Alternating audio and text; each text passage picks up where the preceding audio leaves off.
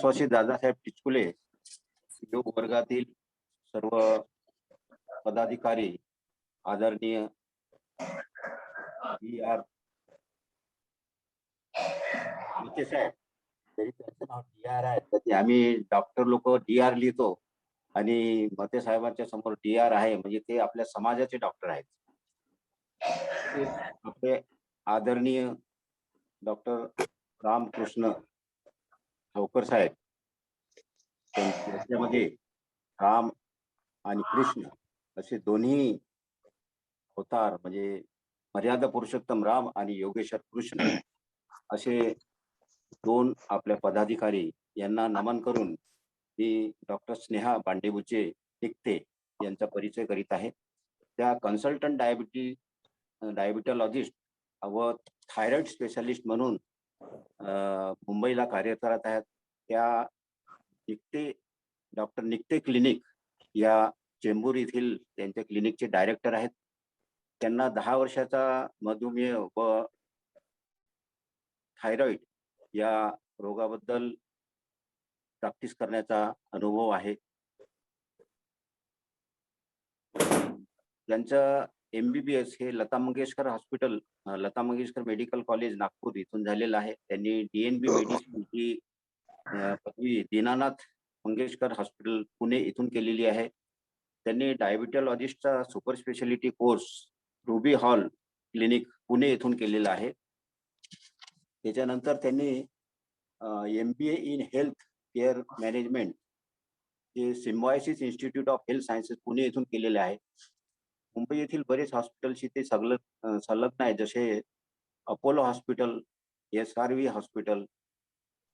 Diabetic क्षेत्रातील त्यांचं काम वाखाणण्याजोगे आहे, ज्याच्यामध्ये त्यांनी टाईप 1 आणि टाईप 2 डायबिटीज, त्याच्यानंतर प्रेग्नेन्सी रिलेटेड डायबिटीज, त्याला जेस्टेशनल डायबिटीज म्हणतो आम्ही, त्याच्यानंतर डायबिटीज अँड ओबेसिटी म्हणजे लठ्ठपणा व डायबिटीज, लाईफस्टाईल मॅनेजमेंट आणि डायबिटीज यासारख्या विविध क्षेत्रात त्यांनी विशेष अनुभव घेतलेला आहे. थायरॉइड या आजाराविषयी त्यांचं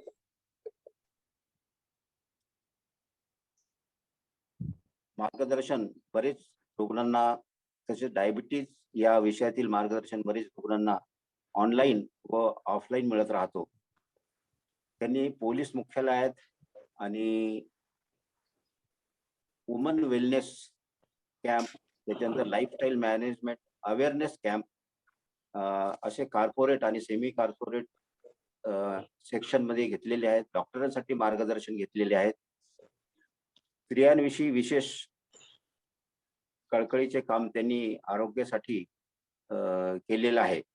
त्यासाठी बरेचसे कार्यक्रम त्यांचे FM रेडिओ व TV चॅनलच्या माध्यमातून टीव्हीवर दाखविण्यात आलेले आहेत. इंटरनेटच्या माध्यमातून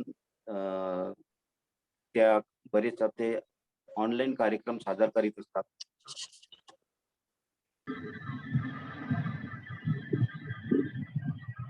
कोविड काळामध्ये त्यांचं विदेशातील गरजू रुग्णांना टेलिकन्सल्टेशन या माध्यमातून मदत केली आहे. नुकतेच त्यांचं डायबिटीज इनिशिएटिव्ह इंडिया या पुस्तकात नॉमिनेशन झालेले आहे.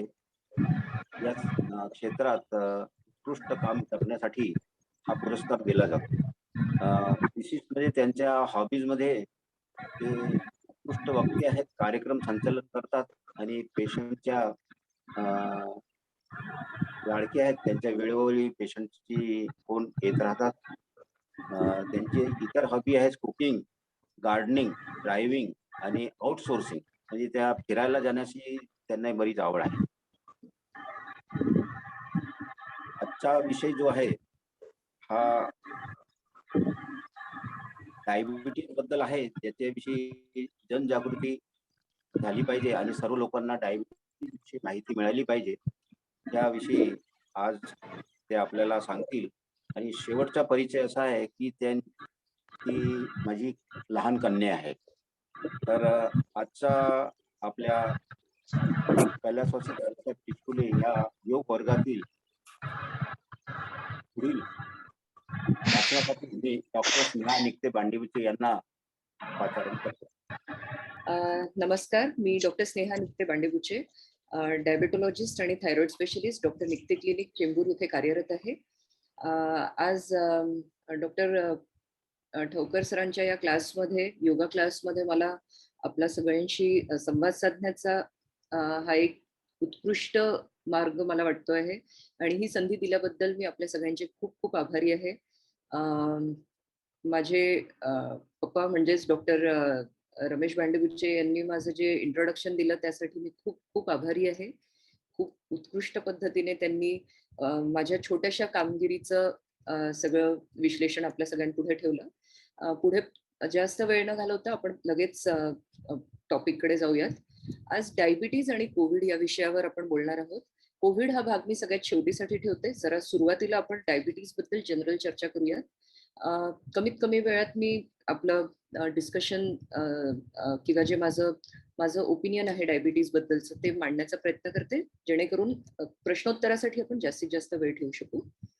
जेव्हा आपण डायबिटीज किंवा मधुमेह हा शब्द आपल्या कानावर पडतो त्यावेळेस सगळ्यांच्या डोक्यात एकच प्रश्न असतो, खूप गोड खात असणारे, त्यांच्या घरात खूप गोड खात असतील, किंवा आपण लगेच बघतो की या घरात किती साखरेचं प्रमाण आहे, लग्नात हे लोक किती गोड खात असतात, किंवा अशा प्रकारच्या यांचे प्रोफेशन काय असतील. वारंवार हे लोक घरी यांच्याकडे मुलांना किंवा इतरांना फार जास्त मोठ्या प्रमाणात गोड खाण्याची सवय असेल. मग आज याच सगळ्या विषयांवर आपण बोलणार आहे की कितपत साखरेला कितपत दोष द्यावं, आपण आपली लाईफस्टाईल कशी चेंज करावी, ओव्हरऑल जनरल अवेअरनेसच्या दृष्टीने आजचं हे आपण डिस्कशन करणार आहोत. डायबिटीज या विषयावर इतकं वेगळ्या प्रमाणात आणि इतक्या मोठ्या प्रमाणात का काम केलं जात आहे, हे क्षेत्र इतकं झपाट्याने का वाढतंय? कारण आपल्याला सगळ्यांना माहिती आहे डायबिटीज हा केवळ रक्तात साखर वाढण्याचा रोग नसून त्या व्यतिरिक्त इतर शरीरातील इतर सगळ्या ऑर्गन्सला हा आतून पोखरून टाकणारा आजार आहे. आम्ही पेशंट्सला सांगताना नेहमी सांगतो, हळूहळू तुमच्या शरीराला हा पोखरून घेतो आणि ज्या वेळेस शक्यतो 50 to 60% आतून शरीराला डॅमेज झाला असेल त्यावेळेस हा रोग डायग्नोज होतो. अर्थात डायग्नोसिस व्हायला वेळ लागतो. त्याचाच अर्थ ज्या वेळेस शरीरात डायबिटीस होण्याची पूर्ण रचना केली जाते, म्हणजे ज्या वेळेस याची पूर्ण आखणी केली जाते शरीरात, ती वेळ तुम्हाला डायबिटीस डायग्नोज होण्याच्या वेळेपासून किमान 8 ते 10 वर्ष आधीपासून असते. म्हणजे आज ज्यांना डायबिटीज आहे त्यांना किमान 10 वर्ष आधीपासून ह्याची सुरुवात झाली असेल. कमी जास्त प्रमाणात कदाचित शरीरात काही संरचना घडत असतील. जर का काही कारणास्तव या आजाराने जर का पुढे वर म्हणजे डायग्नोसिस होण्यापर्यंत जर का वर गेलं, तर याचा अर्थ आपल्या शरीरातील जी संरचना किंवा जे कम्पेन्सेशन होत होतं ती होण्याची प्रोसेस आता संपलेली आहे आणि शरीरातील साखरेचं प्रमाण म्हणजे रक्तातील साखरेचं प्रमाण हे खूप जास्त झालेलं आहे आणि त्यामुळे डायबिटीज डायग्नोज झालं. ज्यांना आता सध्या डायबिटीज नाही त्यांना सुद्धा हे this is a word of caution, म्हणजे त्यांना सुद्धा आतापासूनच खूप खूप काळजी घ्यायला पाहिजे. स्पेशली मिडल एज म्हणजे 25 ते 45 या वयोगटातील लोक ज्यांना आता सध्या डायबिटीज नाही, पण अर्थात कुठेतरी तुमच्या शरीरातही ही पूर्ण रूपरेषा आखल्यात आलेली आहे डायबिटीजची. त्यामुळे तुम्हाला त्याबद्दल आत्ताच काळजी घ्यायला पाहिजे. काय काळजी घ्यायला पाहिजे याच्याबद्दल मी पुढच्या स्लाइड्समध्ये नक्कीच सांगणार. आता डायबिटीज म्हटल्यावर कशाचा आपल्याला सगळ्यात पहिले विचार पडतो की कुणाला व्हावा डायबिटीज, मला होत असणार आहे का? आज आपल्या इकडे आज आपण 30-40 पार्टिसिपेंट्स इथे आहेत. प्रत्येकाने जर का आपल्या स्वतःला हा प्रश्न विचारून बघितला की मला हे रिस्क फॅक्टर्स आहेत का, मग कुठले रिस्क फॅक्टर्स आपण बघायला पाहिजे? सो जे रिस्क फॅक्टर्स आपण बघायला पाहिजे, शक्यतो वय 35 ते 45 हे जे वय आहे हे प्री डायबिटीज साठी खूप कॉमन आहे. म्हणजे डायबिटीज होण्याच्या आधीची जी काही एक वेळ असते ज्यात म्हणजे जी डायबिटीज होण्याची जी प्रक्रिया आहे ती सुरू झालेली असते, पण ही आता सध्या रिव्हर्सिबल असते. म्हणजे जर का आपण ह्याच्यावर ऑलरेडी काम करायला सुरुवात केली असेल, आहार, व्यायाम, लाईफस्टाईल मॉडिफिकेशन या गोष्टी सुरू केल्या असतील तर तुम्ही नक्कीच ही स्टेज रिव्हर्स करू शकता. याला म्हणतो आपण प्री डायबिटीज. आणि पुढची स्टेज असते फ्रँक डायबिटीज किंवा डायबिटीज, म्हणजे जिथे पूर्णपणे डायबिटीज डायग्नोज झालं असेल. सो वयोमान 40च्या पुढे ज्यांची लाईफस्टाईल इनॅक्टिव्ह असते, म्हणजे जे फारसं घरातनं काम करत असतात पण विशेष बाहेर वॉकला जात नाही किंवा एक्सरसाइज करत नाही किंवा कुठल्याही प्रमाणात योगा म्हणजे मसल्सला, ब्रेनला, इतर बॉडी ऑर्गन्सला चालना मिळेल अशा कुठल्याही प्रकारचे लाईफस्टाईल मॉडिफिकेशनचा ते भाग नाहीत. ज्यांचं ब्लड प्रेशर कायम वर असतं, ज्यांना जेस्टेशनल डायबिटीज म्हणजे ज्या माता भगिनींना प्रेग्नन्सीच्या दरम्यान डायबिटीज झालं असेल त्यांना सुद्धा पुढे आयुष्यात पूर्णपणे डायबिटीज होण्याची शक्यता असते. त्या व्यतिरिक्त प्री डायबिटीज म्हणजेच इम्पेअर्ड ग्लुकोज टॉलरन्स म्हणजे ज्यांना कधीतरी सुरुवातीला डायबिटीज थोडं आलं असेल, परंतु आपण लाईफस्टाईल मॉडिफाय करून किंवा आहार आणि व्यायाम ह्याच्यावर कंट्रोल करून पुढे डायबिटीज कंट्रोल केलं असेल, परंतु पुढे आता आपण त्याच्यावर फारसं काही काम केलं नाही आणि आता त्यामुळे तुमचं प्री डायबिटीज मध्ये कन्व्हर्ट झालंय. ॲबनॉर्मल ब्लड लिपिड लेवल्स म्हणजे ज्यांचे कायम कोलेस्ट्रॉल लेवल्स वर असतात, ज्यांचं BMI म्हणजे बॉडी मास इंडेक्स ज्याचा हाईट आणि वेट याच्याशी जो रेशिओ असतो, हा रेशिओ एक स्टँडर्ड रेशिओ असतो. हा रेशिओ जर का आपला 23च्या वर असेल, शक्यतो इंडियन्समध्ये 23 हा आकडा आपण कट ऑफ म्हणजे मार्जिन ठेवला जातो. 26, 28, 40 इथपर्यंत आम्ही BMI बघितलेले आहेत. याला ओबेसिटी असे म्हणतात. जेव्हा हा एका पर्टिक्युलर BMIच्या पुढे जात असतो, तेव्हा आपण त्याला ओबेसिटीच्या वेगवेगळ्या ग्रेडिंग्समध्ये क्लासिफाय करत असतो. आणि सगळ्यात महत्त्वाचा विषय म्हणजे फॅमिली हिस्ट्री. ज्या लोकांकडे घरी डायबिटीसची हिस्ट्री आहे, अर्थात त्या लोकांना रिस्क जास्त आहे. सिंपल उदाहरण जे मी माझ्या पेशंट्सला सांगत असते, की जर का आपल्या आई-वडिलांना 50शीत डायबिटीज आला असेल, तर तुम्हाला म्हणजे तुमच्या आई-वडिलांच्या पुढच्या जनरेशनला, त्यांच्या मुलाबाळांना 40शीत आणि त्याच्या पुढच्या जनरेशनला म्हणजे नातवंडांना, या आजी-आजोबांच्या नातवंडांना 30शीत डायबिटीज येण्याची शक्यता आहे. कारण शक्यतो डायबिटीज सरफेस होण्यास 8 ते 10 वर्ष इतका वेळ लागत असतो. मग असं जर डायबिटीज आहे, हे रिस्क फॅक्टर्स आपण बघितलेले आहेत. ह्याची लक्षणं काय? काय लक्षणं आपण बघितली पाहिजे आणि कुठल्या गोष्टींसाठी किंवा रेड फ्लॅग सायन्स किंवा अलार्मिंग सायन्स कुठले आहेत जे बघितले पाहिजे? एक कॉमन आपल्याला सगळ्यांना माहिती असतं, की जखमा बऱ्या न होणे. ठीक आहे, डायबिटीजचं सगळ्यात पहिलं लक्षण बऱ्याचशा लोकांना असं लक्षात येतं, निदर्शनास येतं का हळूहळू त्यांच्या जखमा बऱ्या होत नाहीये किंवा एरवी जो वेळ जितक्या कमी वेळात त्यांच्या इंजुरीज हील व्हायच्या, जखमा बऱ्या व्हायच्या, तेवढ्या आता होत नाही. जखम चिघळणे हे सुद्धा सगळ्यात इम्पॉर्टंट कारण आहे किंवा वारंवार जखम होणे किंवा ज्या भागात जखम होण्याची शक्यता नव्हती तिथे देखील छोटे पुरळ येणे, अल्सर होणे, बॉईल्स येणे, या सुद्धा गोष्टी या बऱ्याचदा या कारणामुळे आपले फॅमिली डॉक्टर किंवा जनरल आपल्याला एक ऍडवाइस दिली जाते की आपली रॅन्डम शुगर चेक करा. सो त्यामुळे कदाचित पहिलं लक्षण हे असू शकतं. त्या व्यतिरिक्त इतर लक्षणं जी आपल्याला सगळ्यांना माहिती आहे की खूप तहान लागते, तोंड सुकल्यासारखं वाटतं किंवा तोंडाला कोरड पडणे हे एक महत्वाचं लक्षण असतं. त्यानंतर खूप भूक लागणे, वारंवार खात राहावं असं वाटतं, इतकं खाऊन देखील वजन कमी होणे. त्यानंतर वारंवार थकवा येणे किंवा दिवसभर असं एनर्जी नसणे, म्हणजे जसं आपल्याला पेशंट सांगतात की दिवसाच्या शेवटी अक्षरशः रडकुंडीच येतं माणूस, अजिबात एनर्जी नसते. सो त्यामुळे अति थकवा येणे, चिडचिड होणे, डोळ्यांना अंधुक दिसणे, या प्रकारचे मधुमेहाचे लक्षण असतात. मग हे लक्षण काय येतात? शरीरातील साखरेचं प्रमाण एका सेट क्वांटिटीमध्ये किंवा एका सेट कॉन्सन्ट्रेशनमध्ये एक्सपेक्टेड असते, जेणेकरून शरीरातील ज्या काही ऑर्गन्सला रक्तपुरवठा होणार आहे तो सुरळीत व्हावा. परंतु जर का साखरेचं प्रमाण जास्त झालं, म्हणजे ज्या वेळेस इन्सुलिन नावाचं जे पॅनक्रियास नावाच्या ऑर्गनमधनं इन्सुलिन नावाचं एक हॉर्मोन तयार होतं, जे डायबिटीजला कम्प्लिटली मारा करतो, म्हणजे शुगरला कम्प्लिटली मारा करत असतो. सो ज्यावेळेस शुगरचं प्रमाण जास्त होतं त्यावेळेस इन्सुलिनचं प्रमाण शरीरातलं वाढायला सुरुवात होतं. जर का काही कारणास्तव ही प्रक्रिया किंवा यातलं जे इक्वेशन आहे त्यात जर काही इम्बॅलन्स झाला, हे इक्वेशन व्यवस्थित झालं नाही, म्हणजे जसं आपल्या इनटेक नंतर खाल्ल्याच्या 2 तासापर्यंत भरपूर प्रमाणात साखर वाढत असते शरीरात. सो त्या प्रमाणात जर का इन्सुलिन वाढलं नाही तर शरीरातील साखरेला मारा करण्यासाठी इन्सुलिन नामक हॉर्मोन पाहिजे तितक्या प्रमाणात तयार होत नाही आणि त्यामुळे ही एक्स्ट्रा शुगर जी आहे ही कायम ब्लडमध्ये असते. ही एक्स्ट्रा शुगर ज्यावेळेस ब्लडमध्ये असते त्याला आपण मधुमेह म्हणतो. मग याचाच अर्थ ज्यावेळेस शरीरात एक्स्ट्रा पाहिजे त्यापेक्षा एक्स्ट्रा प्रमाणात साखर असेल तर इतर सगळ्या ऑर्गन्सला हे साखरयुक्त रक्त पोहोचलं जातं किंवा शुगरयुक्त रक्त किंवा हाय शुगर ब्लड चा पुरवठा केला जातो, ज्यामुळे इतर ऑर्गन्सचे जे काही वर्किंग आहे ते व्यवस्थित होत नाही आणि त्यामुळे ही सगळी लक्षणं दिसायला लागतात. इथे आपल्याला लक्षात येत असेल बऱ्याचशा वेगळ्या वेगळ्या ऑर्गन्सवर, जसं मी ह्या स्लाइडमध्ये दाखवलं की इतर सगळे ऑर्गन्स जसे आपले हार्ट, आपले पाय, आपले नर्व्स, किडनी, डोळे आणि ब्लड व्हेसल्स या सगळ्या ऑर्गन्सवर याचा परिणाम होतो.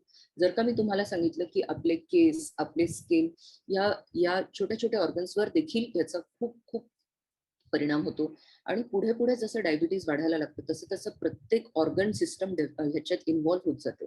सो याचाच अर्थ असा की मॅक्झिमम प्रमाणात हे जे काही आपल्याला लक्षणं दिसतात हे प्रत्येक ऑर्गन सिस्टम इन्व्हॉल्व्ह होत असण्याची लक्षणं आहेत. की हे लक्षण प्रत्येकातच दिसतील असे नाही. काही लोकांमध्ये काही प्रकारचे लक्षण असतील, काही लोकांमध्ये काही इतर प्रकारचे लक्षण असतील. पण त्या उपरही सगळ्यात महत्वाची गोष्ट, काही लोकांमध्ये अजिबात काहीही लक्षण नसताना सुद्धा डायबिटीज डायग्नोज होत असतो.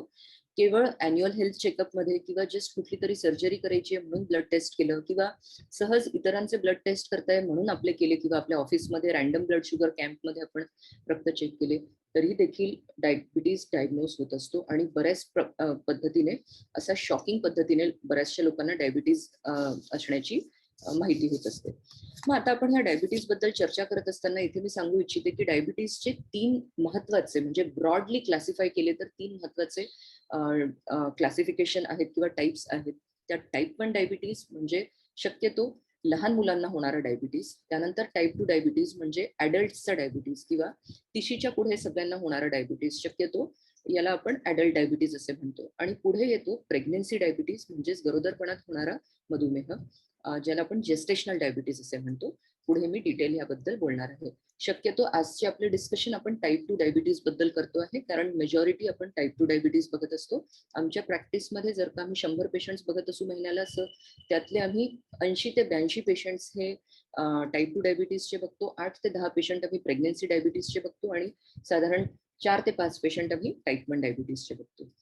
मग ह्या डायबिटीज बद्दल आपण बोललो. आता ह्याची आखणी कशी करायची यात आपल्याला काय बघायला मिळतं, याचं व्यवस्थापन म्हणजे डायबिटीज मॅनेजमेंट.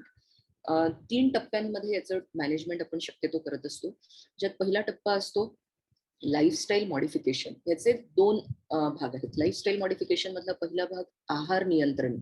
आहार नियंत्रण हा सगळ्यात मोठा विषय, ह्याच्याबद्दल मी जास्त बोलणार आहे. पुढे प्रश्नोत्तरातही आपण आहार नियंत्रणाविषयी किंवा आहार व्यवस्थापनाविषयी म्हणजे न्यूट्रिशनल मॅनेजमेंट इन डायबिटीज याबद्दल जास्त बोलूया. त्याला आपण जास्त वेळ देऊया. कारण का जास्त वेळ देऊया? कारण ही गोष्ट किंवा ही जी हे जे लाईफस्टाईल मॅनेजमेंटचं मॉडिफिकेशनचं जे फर्स्ट आर्म आहे डाएट, हे डेफिनेटली आपल्या कंट्रोलमध्ये आहे. हा असा भाग आहे जो आपण कम्प्लिटली नियंत्रित करू शकतो आणि आपल्या डायबिटीज वर कंट्रोल आपण मिळवू शकतो. सो आहार हा यातला पहिला भाग आहे. दुसरा भाग आहे व्यायाम व तणावमुक्ती. तिसरा भाग आहे औषध उपचार. म्हणजे मी ज्यावेळेस आपल्या पेशंट्सला सांगते की आपल्याला 3 गोष्टींवर काम करायचे. सगळ्यात पहिलं आहे आहार, दुसरं आहे व्यायाम. हे झाले 2, या 2 गोष्टी झाल्या ज्या पेशंट्सला करायच्या आहेत. आणि तिसरा भाग तुम्ही डॉक्टरांवर सोडू शकता कारण डॉक्टर म्हणजे तुम्हाला औषध उपचार, जे तुमचे डायबिटोलॉजिस्ट आहेत ते तुम्हाला औषध उपचारासाठी मदत करतील. त्याच्या व्यतिरिक्त 2 महत्वाच्या गोष्टी आहेत, त्या म्हणजे ज्या पेशंटकडनं आपल्याला एक्सपेक्टेड असतात, त्या म्हणजे नियमित तपासणी. जर का आपण नियमित तपासणीच केली नाही तर आपल्याला पुढे लक्षात येणार नाही आपलं डायबिटीज कसं चाललंय किंवा त्याच्यावर कंट्रोल आपला कसा चाललाय. आपण ग्लायसेमिक टार्गेट म्हणजे शुगरचे जे काही टार्गेट्स असतात ते आपण अचीव्ह करतोय का नाही.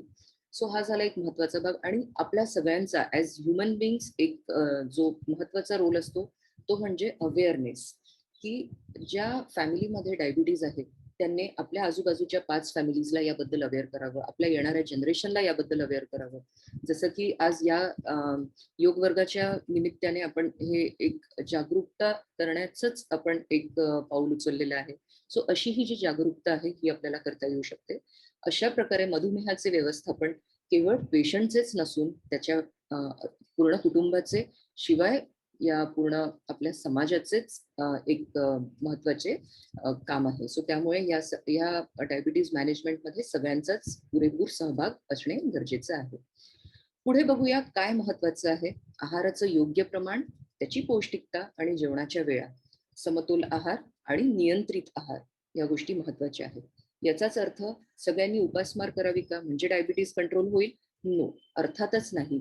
उपासमार हे डायबिटीजसाठी अत्यंत घातक पद्धतीचं प्रमाण आहे. जर का कोणी तुम्हाला सांगत असतील खूप डायटिंग करा त्याने तुम्हाला डायबिटीजवर कंट्रोल मिळवता येईल किंवा तुम्ही विशिष्ट पद्धतीचे डायटिंग करा जसे की वेगन डाएट किंवा असे काय, जर का कोणी तुम्हाला असं सांगत असतील तर ही अत्यंत चुकीची बाब आहे.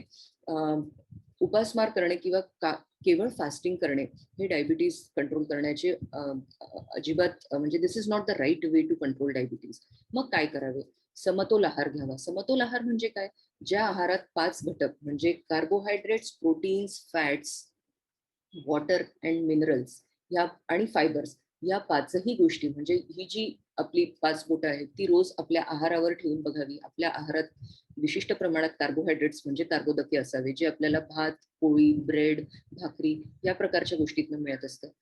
प्रोटीन्स म्हणजे आपल्याला डाळींच्या प्रमाणात किंवा ज्यांच्या घरी नॉनव्हेज खाल्लं जातं त्यांच्या ह्याच्यात चिकन किंवा एग्स किंवा फिश किंवा सी फूड मधनं आपल्याला मिळत असतं.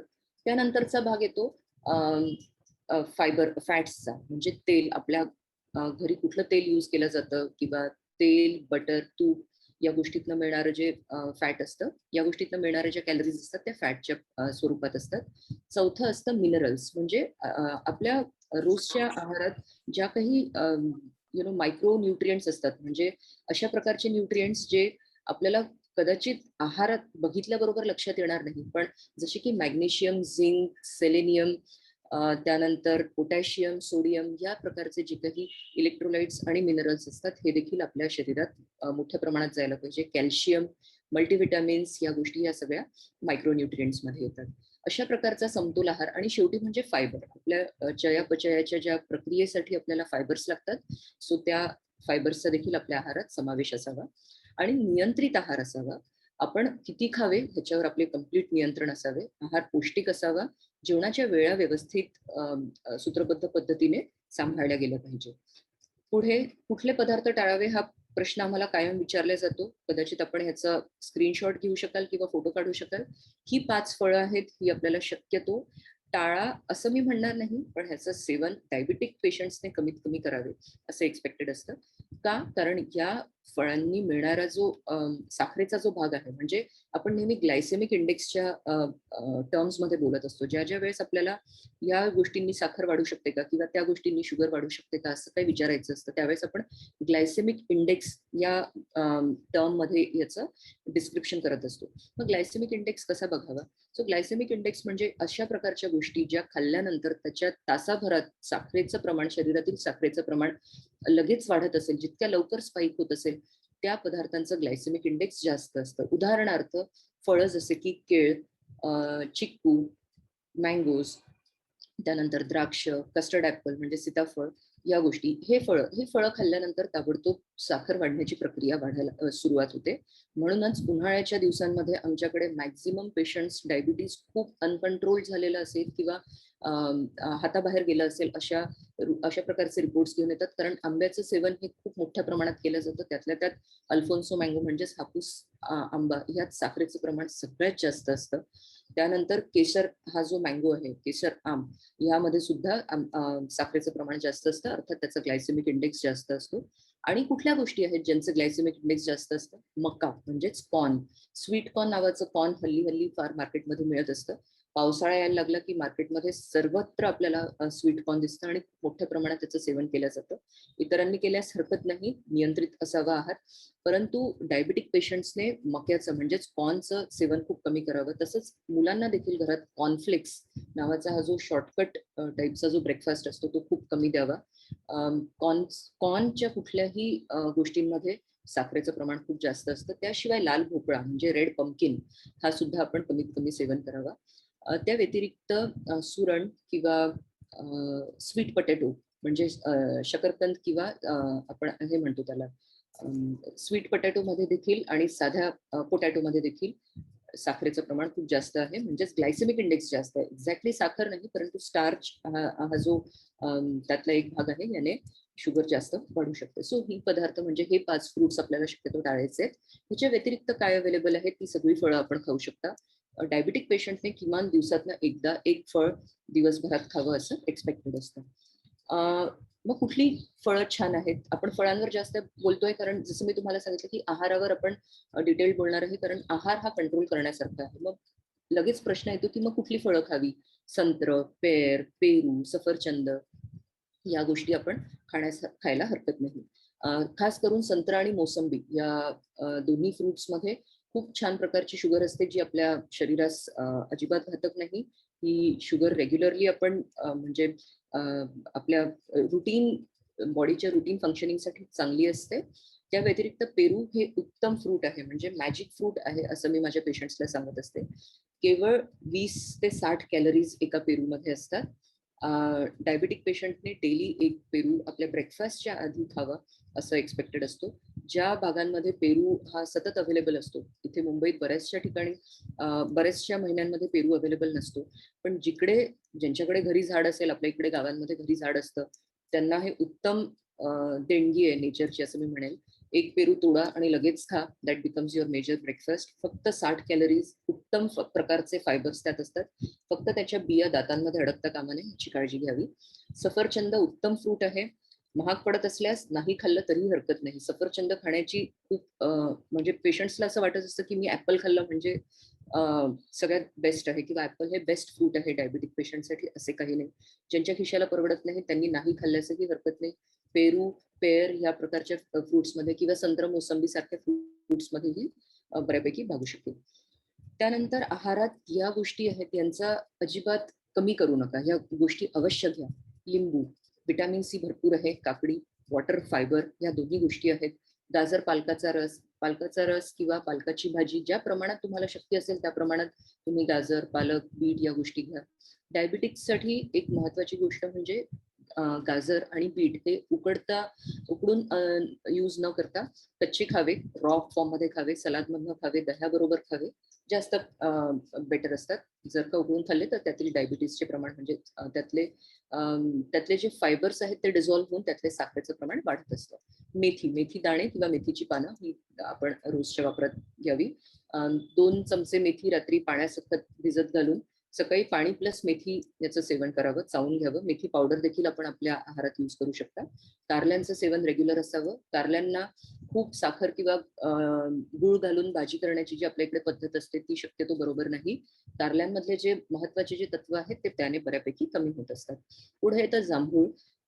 या सीझनचं सीझनल फ्रूट म्हणून जांभूळ ओळखलं जातं. उत्कृष्ट डायबिटीज चे जे आयुर्वेदिक औषधं जी काही डायबिटीज रिलेटेड तयार होतात ती या जांभळातनं तयार होत असतात.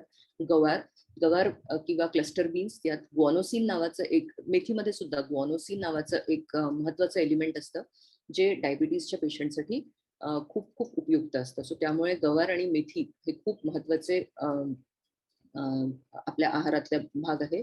डेफिनेटली खावे. जवस किंवा अळशी किंवा ह्या ज्या सीड्स असतात, फ्लाक्स सीड्स, यांचं देखील सेवन करावं. यांना जस्ट रोस्ट करून म्हणजे त्यांना भाजून जस्ट त्याचं आपण डेली 1 चमचा जवसच्या सीड्स आपण खाऊ शकता.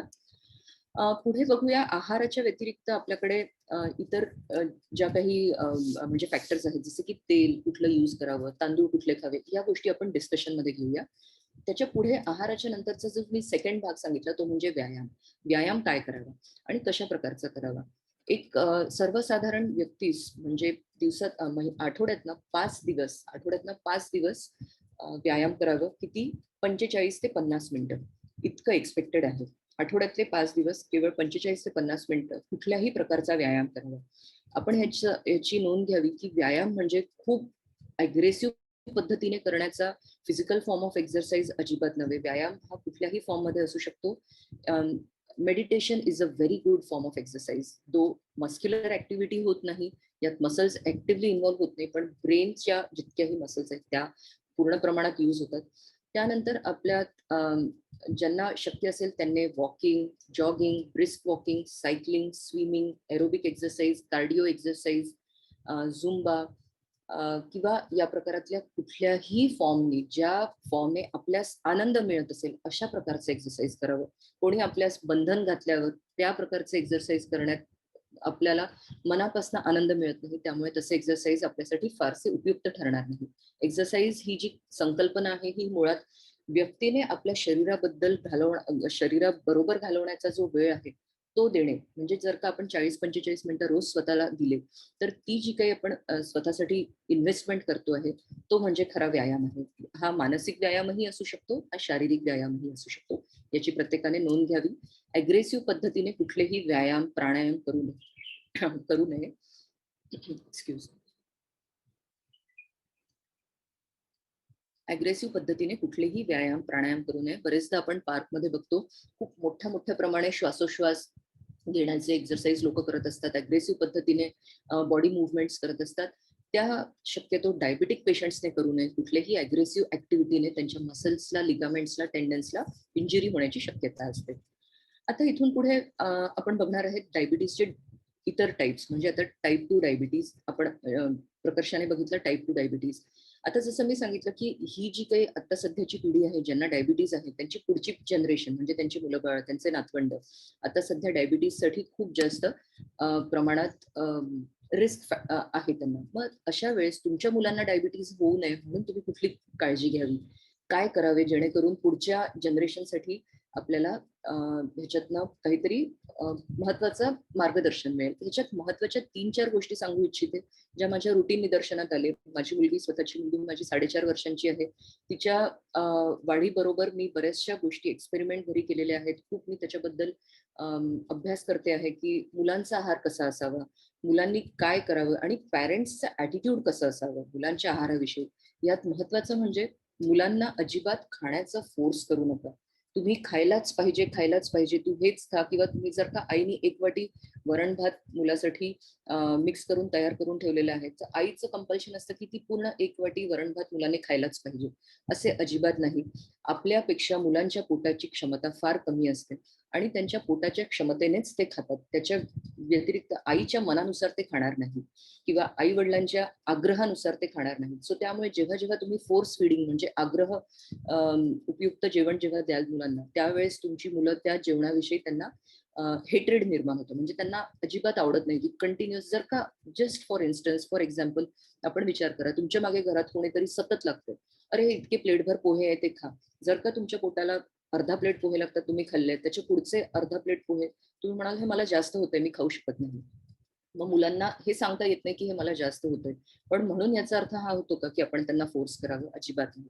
अजिबात मुलांना फोर्स फीडिंग करू नये. सेकंड, मुलांचा आहार आहे म्हणून त्याच्यावर भरपूर तूप घालावे असं घरच्यांना सतत वाटत असतं. आजींना वाटत असतं किंवा आयांना वाटत असतं, की मुलांचा आहार खूप पौष्टिक करण्याचा सगळ्यात मोठा मूलमंत्र म्हणजे भरपूर तूप घालावं. मुलांच्या पराठ्यांवर, पोळ्यांना भरपूर तूप द्यावं, त्याच्यावर म्हणजे तुपात पराठे तयार करावे किंवा पोळ्यांना तूप लावून द्यावं, वरणात तूप घालावं, भातावर तूप घालावं, शिरा करावा खूप तुपात.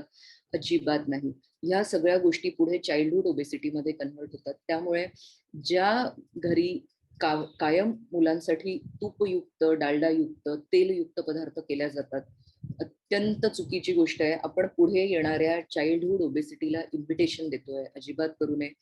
तिसरी गोष्ट, बऱ्याचशा घरात आमच्याकडे मुलं तिखट खात नाही म्हणून मग आम्ही मुलांना बटाट्याची भाजी करून देतो. असं आपण बरेचदा बघत असतो. खूप कॉमन गोष्ट आहे. काय करायचं? बटाट्याची भाजी करूया. काय करावे? मुलांना आलू पराठे करूया. काय करावे? मुलांना वेफर्स करून देऊया. बाहेर कुठे गेलं? मुलं काहीच खात नाही, त्यांना फ्रेंच फ्राईज घेऊन देऊया. अत्यंत चुकीची गोष्ट आहे.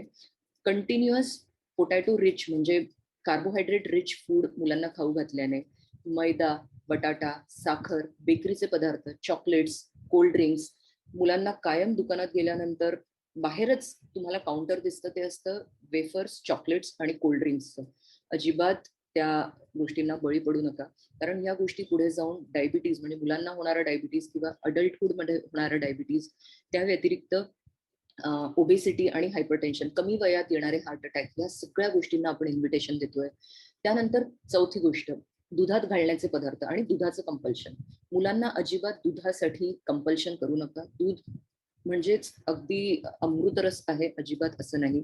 मुलांनी दूध घ्यायलाच पाहिजे असं कुठलंही कंपल्शन नाही.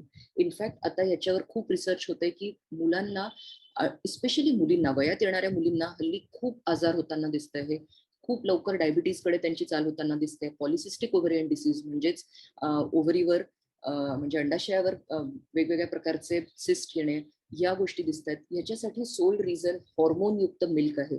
जर का तुम्हाला मी आता सांगितलं, की आपण जे घरी पॅकेटचं दूध यूज करतो किंवा बॉटलमधनं येणारं दूध यूज करतो, स्पेशली अर्बन सेटअपमध्ये इकडे बॉटलमधनं येणारं दूध असतं किंवा पॅकेट्समधनं दूध येणारं असतं. डोळ्यांकडनं दूध इकडे येत नाही किंवा डेअरीतनं दूध इकडे येत नाही. सो त्या दुधाच्या क्वालिटीवर खूप मोठा क्वेश्चन मार्क आहे. सध्या खूप रिसर्च होत आहे, की या दुधाला एनरिच करण्यासाठी, त्यात फेस यावा, त्यात साय यावी, यासाठी त्यात केमिकल्स असतात, त्यात हॉर्मोन्स असतात, सो हे हॉर्मोन्स बऱ्याचदा गायींना, म्हशींना दिल्या जातात आणि हे हॉर्मोन्स त्या दुधात येतात. आणि हे जे हॉर्मोन्स आहेत ते जास्तीत जास्त प्रमाणात ही जी ॲनिमल्स आहेत त्यांना मोठं करण्यासाठी, त्यांच्यातलं मिल्क प्रोडक्शन वाढवण्यासाठी हे हॉर्मोन्स दिल्या जातात आणि हे हॉर्मोन्स सरसकट दुधात येतात. आणि जर का तुम्ही लहानपणी मुलांना दूध सकाळ संध्याकाळ, बरेचदा असं असतं जेवण करत नाही मुलं पण दिवसात 3 वेळा दूध घेत असतात. सो जास्त प्रमाणात दूध दिल्याने पुढे जसं त्यांचं टीनेज ग्रुपमध्ये म्हणजे 13 वर्ष वयोमाना पुढे त्यांना लवकर, मुलींना लवकर डेव्हलपमेंट होणे, लवकर ब्रेस्ट डेव्हलपमेंट किंवा काय म्हणतात त्याला प्रिकॉशियस प्युबर्टी नावाचा जो टर्म आहे, या सगळ्या गोष्टी होण्याची शक्यता असते. म्हणून याची काळजी घ्यावी. चौथं, दुधात घालताना आपण बॉर्नव्हिटा, कॉम्प्लॅन, हॉर्लिक्स, इतर प्रोटीन पावडर, बी प्रोटीन, मामाज प्रोटीन, प्रोटीन एग्स अशा प्रकारचे हजारो टाईपचे हल्ली गोष्टी अवेलेबल असतात. आपण त्या यूज करण्याचा प्रयत्न करत असतो, जेणेकरून खूप छान दूध चांगलं टेस्टी लागावं. त्या व्यतिरिक्त आई साखर घालत असते. पण जर का तुम्ही बॉर्नव्हिटाचा डबा उघडून बघितला, त्याच्या मागच्या बाजूला न्यूट्रिशनल फॅक्ट्स लिहिलेल्या असतात.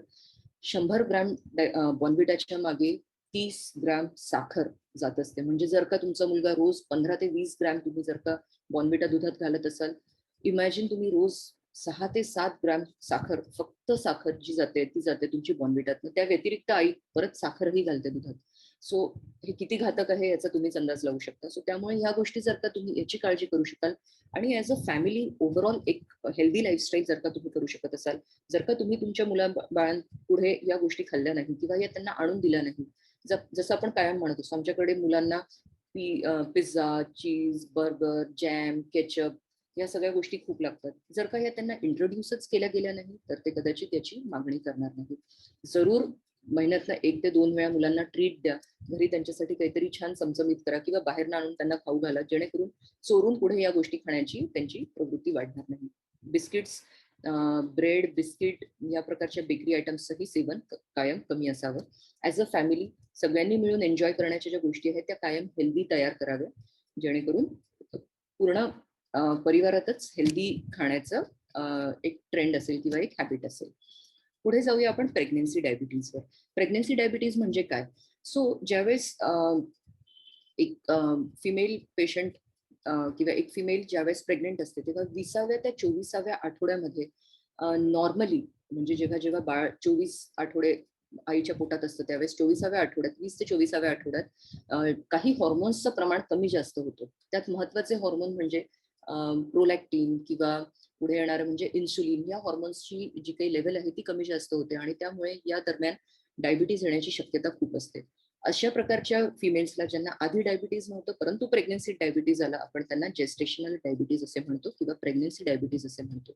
या व्यतिरिक्त एक दुसरा क्लास असतो ज्यामध्ये ज्या डायबिटिक पेशंट्स आहेत त्या पुढे जाऊन जेव्हा कन्सीव्ह होतात, जेव्हा प्रेग्नेंट होतात, तेव्हा त्यांना जो डायबिटीज येतो त्याला पण आपण प्रेग्नन्सी डायबिटीज किंवा डायबिटीज इन प्रेग्नन्सी किंवा प्रेग्नन्सी डायबिटीज किंवा डायबिटीज इन प्रेग्नन्सी असे आपण म्हणत असतो.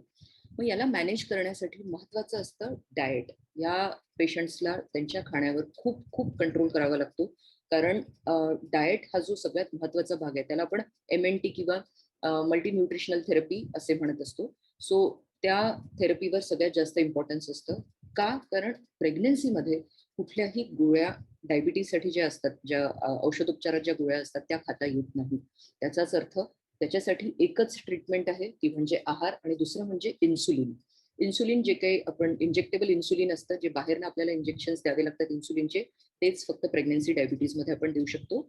आणि जर का तुम्हाला आजपर्यंत इन्सुलिन बद्दल तुमची अशी भावना असेल की इन्सुलिन म्हणजे डायबिटीज खूप खराब झालं तर किंवा लास्ट स्टेजला डायबिटीज असेल तरच इन्सुलिन यूज केलं जातं, असं अजिबात नाही. जर का पोटातल्या लहान बाळासाठी इन्सुलिन हेच केवळ एक औषध आहे आणि हे इतकं सेफ आहे की तुम्ही प्रेग्नन्सी सारख्या इतक्या महत्वाच्या टप्प्यावर जर का ते यूज करत असाल तर इन्सुलिन अजिबात खराब नाही. इन्सुलिन खूप सेफ ट्रीटमेंट आहे. जेव्हा कधी पुढे तुम्हाला तुमच्या डॉक्टरांनी सजेस्ट केलं, तुमच्या फिजिशियनने, डायबिटोलॉजिस्टने जर का सजेस्ट केलं की तुम्हाला डायबिटीज अनकंट्रोल्ड आहे त्यामुळे इन्सुलिन यूज करावं लागेल, तुम्ही तुमच्या डॉक्टरांकडनं ह्याच्याबद्दल कम्प्लीट माहिती घ्या आणि डेफिनेटली इन्सुलिनवर स्विच होण्यासाठी त्यांना संमती द्या.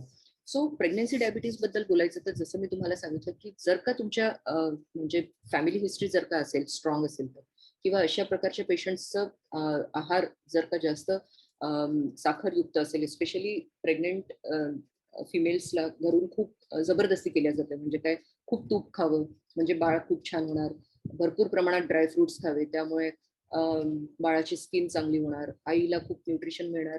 आईला न्यूट्रिशन मिळेल का नाही हे क्वेश्चन मार्क असतो, पण बाळ खूप चांगलं होणार म्हणून खूप शहाळ्याचं पाणी म्हणजे कोकोनट वॉटर खूप दिलं जातं. सो या गोष्टी कुठेतरी जाऊन घातक ठरतात आणि लगेचच प्रेग्नन्सीतला डायबिटीज होण्यासाठी कारणीभूत ठरतात. सो आपण अशा प्रकारच्या कुठल्याही जिद्द करू नये. सहसा असं म्हटलं जातं की आईच्या पोटात बाळ वाढत आहे म्हणजे आईने 2 व्यक्तींचा आहार सेवन करावं.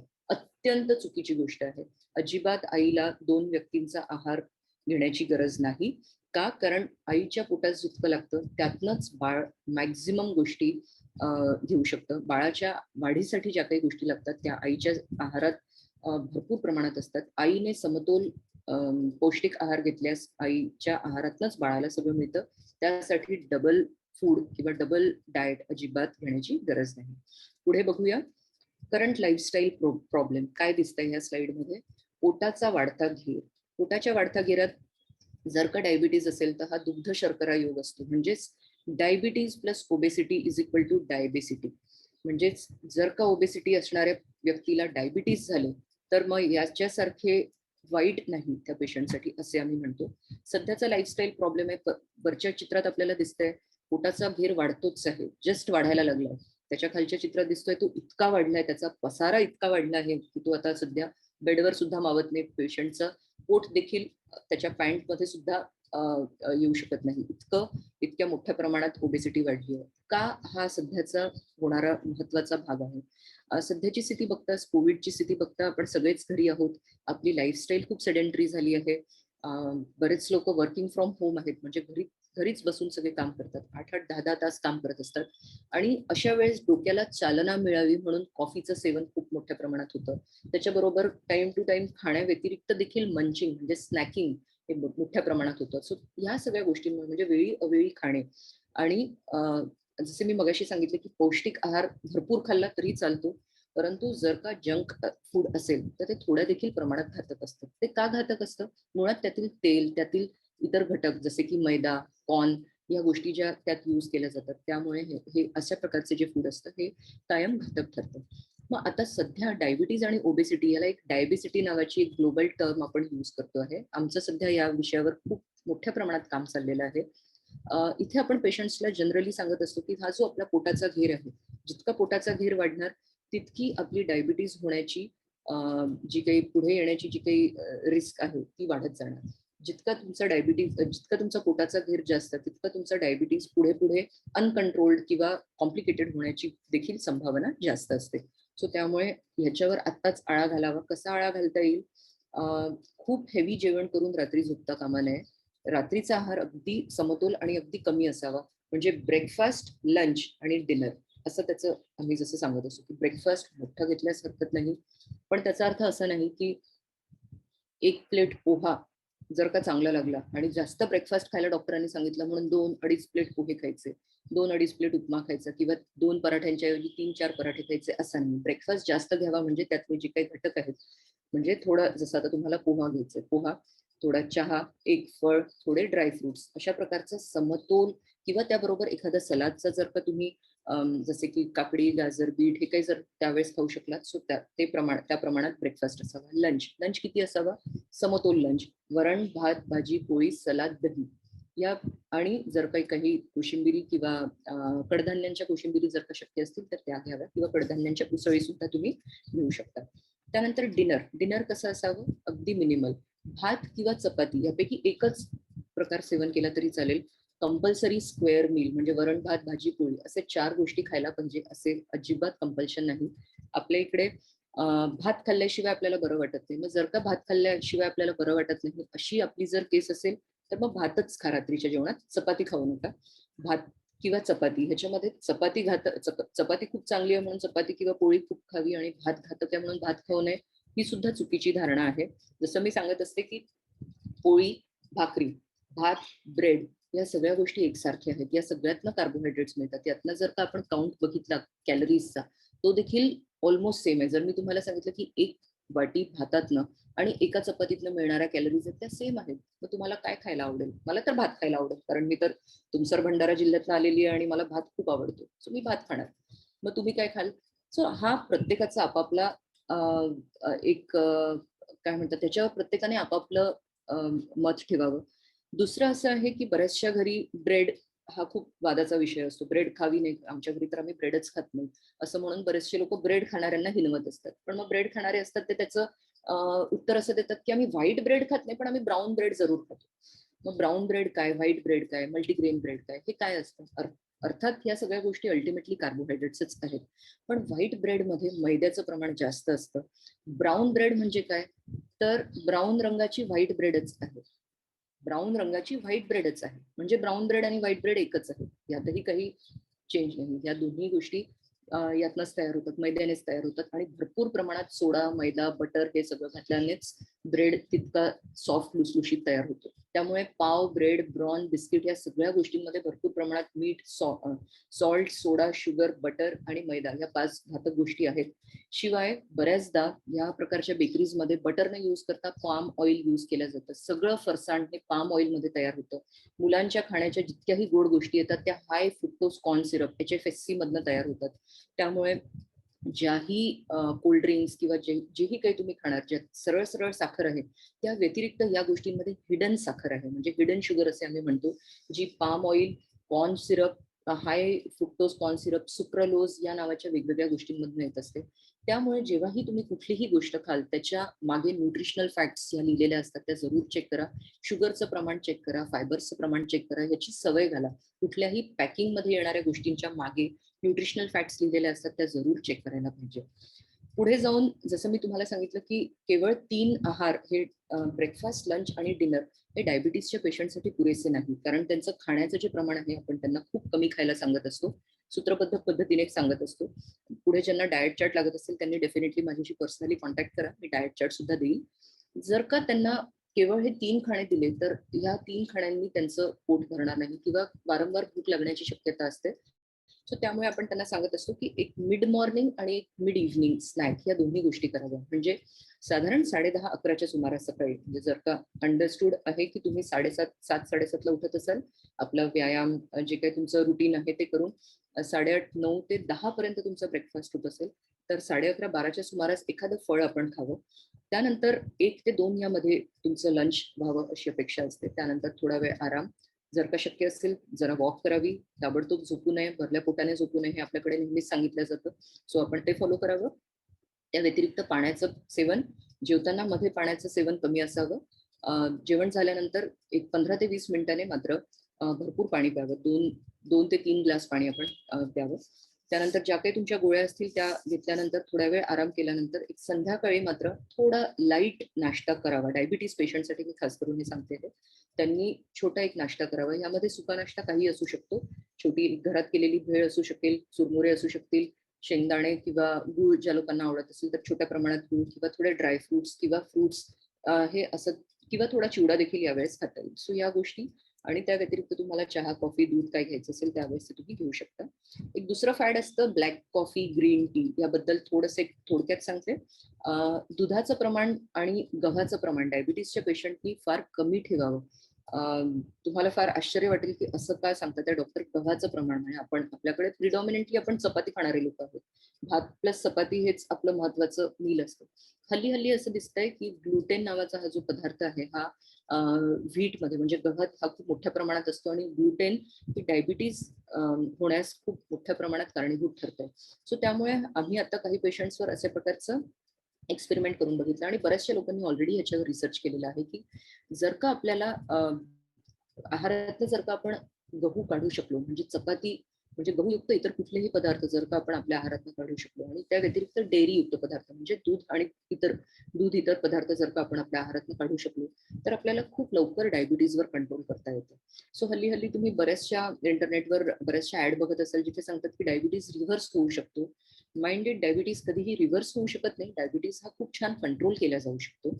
डायबिटीज क्युअर होत नाही. डायबिटीज कंट्रोल होतो. त्यामुळे जर का तुम्हाला कधी कोणी अशी भूलथाप दिली, की तुम्ही माझ्याकडे ट्रीटमेंटला या किंवा तुम्ही अमक्या-तमक्या डॉक्टरांकडे किंवा यांच्याकडे तुम्ही ट्रीटमेंटला जा, ते तुम्हाला डायबिटीज क्युअर करून देतात.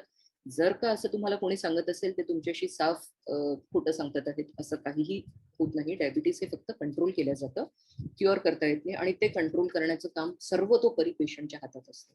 सो त्यामुळे diabetes can be controlled, diabetes can not be क्युअर्ड, हे मात्र आपण लक्षात ठेवावं.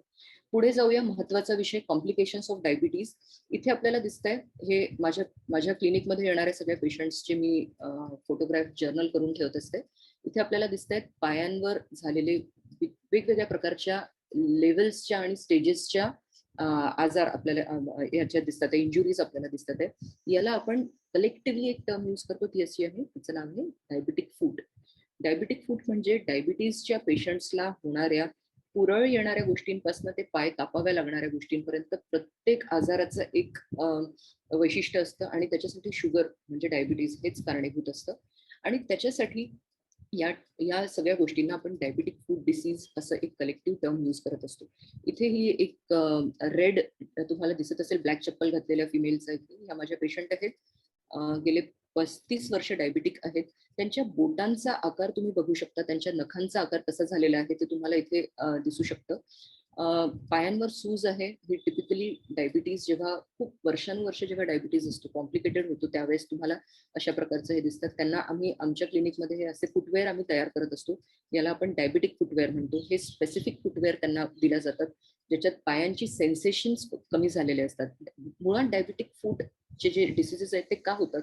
डायबिटीजमुळे आपल्या शरीरातील ज्या नर्व्स असतात, शरीरातील ओव्हरऑल शरीरातील नर्व्ह एंडिंग्स ज्या असतात त्या बोथट झालेल्या असतात, त्यांच्यातली सेन्सेशन कमी होतं. सुरुवातीला जेव्हा अनकंट्रोल डायबिटीज असतं तेव्हा वर तुम्हाला दिसत असेल एक छोटंसं पुरळ आलेलं आहे, त्याचं एक छोटंसं अल्सर झालेलं आहे. अशा प्रकारचं एक छोटं मोठं अल्सर येतं. बरेचदा चप्पल फिटिंग व्यवस्थित नसते चप्पलची, त्यामुळे चप्पलचा बेल्ट घासल्याने एखादी छोटीशी जखम तिथे तयार होते. त्यानंतर पुढे पुढे बरेचदा असं होतं की बूट चुकीच्या मापाचा घातल्याने किंवा बूटमध्ये सॉक्स न घातल्याने बोटांना अशी छोटीशी इंजुरी तयार होते. डाव्या बाजूला तुम्हाला दिसते की छोट्या इंजुरीज बोटांवर सुरू होतात किंवा पायाच्या वरच्या भागावर तयार होतात. मग पुढे पुढे ह्या ज्या इंजुरीज आहेत ह्या इतक्या मोठ्या प्रमाणात ऑलमोस्ट आम्ही ओव्हरनाईट म्हणजे रात्रभरात पूर्ण डायबिटीज कॉम्प्लिकेट झालेला आणि या अशा प्रकारच्या ज्या इंजुरीज आहेत त्या कॉम्प्लिकेट झालेल्या आम्ही बघितलेल्या आहेत. सो ह्यात ही स्पेसिफिकली हा जो रेड मी एक इथे फोटो टाकलेला आहे, या ज्या पेशंट आहेत त्यांचा फोटो इथे टाकलेला आहे, चप्पल घातलेला, हा का टाकलेला आहे? इथे तुम्ही नख बघू शकता, किती मोठ्या प्रमाणात नख वाढलेले आहेत. आपल्यापैकी प्रत्येकाने हे बघावे की ह्या ज्या दिसतात आहेत, म्हणजे हा जो पिंक एरो जिथे दिसतंय ते अतिशय मोठ्या प्रमाणात वाढलेलं नख आहे आणि ओबडधोबड वाढलेलं नख आहे. हे नख पुढे जाऊन चप्पलमध्ये किंवा शूज मध्ये घासल्याने किंवा हे नख कुठेही पुढे वॉलला लागून किंवा कॉर्नर्सला लागून इंजुरी होऊन त्या थंबला म्हणजे त्या टोला, ग्रेटर टोला इंजुरी होण्याची शक्यता असते. पुढे इथे तुम्हाला दिसत असेल काळवंडलेलं नख. ठीक आहे, डाव्या पायाचं नख जे आहे ते काळवंडलेलं आहे. शिवाय डाव्या पायाच्या दुसऱ्या बोटाचं जे काही नख आहे ते खाली टर्न झालेलं आहे, म्हणजे टर्न झालेलं नख आणि काळवंडलेलं नख. हे काळवंडलेलं नख म्हणजे फंगल डिसऑर्डर आहे, fungal disease of nail, which is very common in diabetic patients. So अशा प्रकारच्या गोष्टींना स्वतःहून काहीही न करता डॉक्टरांकडनं ह्याचं ट्रीटमेंट घ्यावं. हे जे नेल क्लिपिंग असतं किंवा नख कापण्याचं जे स्पेसिफिक यंत्र आमच्याकडे असतं, एक नेल क्लिपर आमच्याकडे असतं, ज्याच्याने आम्ही हे करून देतो. नखांना सॉफ्ट करून आम्ही त्यांचं कटिंग करत असतो. सो त्यामुळे अशा प्रकारच्या पेशंट्सला डायबिटीजचे फूड अल्सर्स किंवा अशा छोट्या मोठ्या गोष्टी होण्याची खूप खूप शक्यता असते. शक्यतो आपले फुटवेअर सांभाळावे. प्रत्येकाने आपल्या पायांची निगा राखावी. कशी राखणार? सेल्फ फूड एक्झामिनेशन या पद्धतीने. असं समोर आरसा धरून आरशाच्या पुढे आपले तळवे, हे जे आपले पायांचे तळवे असतील ते पूर्णपणे प्रत्येक टो चेक करावा. टोच्या मधील गॅप चेक करावी. या गॅपमध्ये पुरळ आहेत का हे चेक करावे. प्रत्येक डायबिटिक व्यक्तीने रात्री झोपताना पायांची पूर्णपणे पाय स्वच्छ धुवून अतिशय खूप गरम पाणी घेता कामा नये, कारण पायाचे सेन्सेशन कमी होत जातात. जसं जसं डायबिटीज पुढे वाढतं तसं तसं पायांचे सेन्सेशन कमी होत असतात.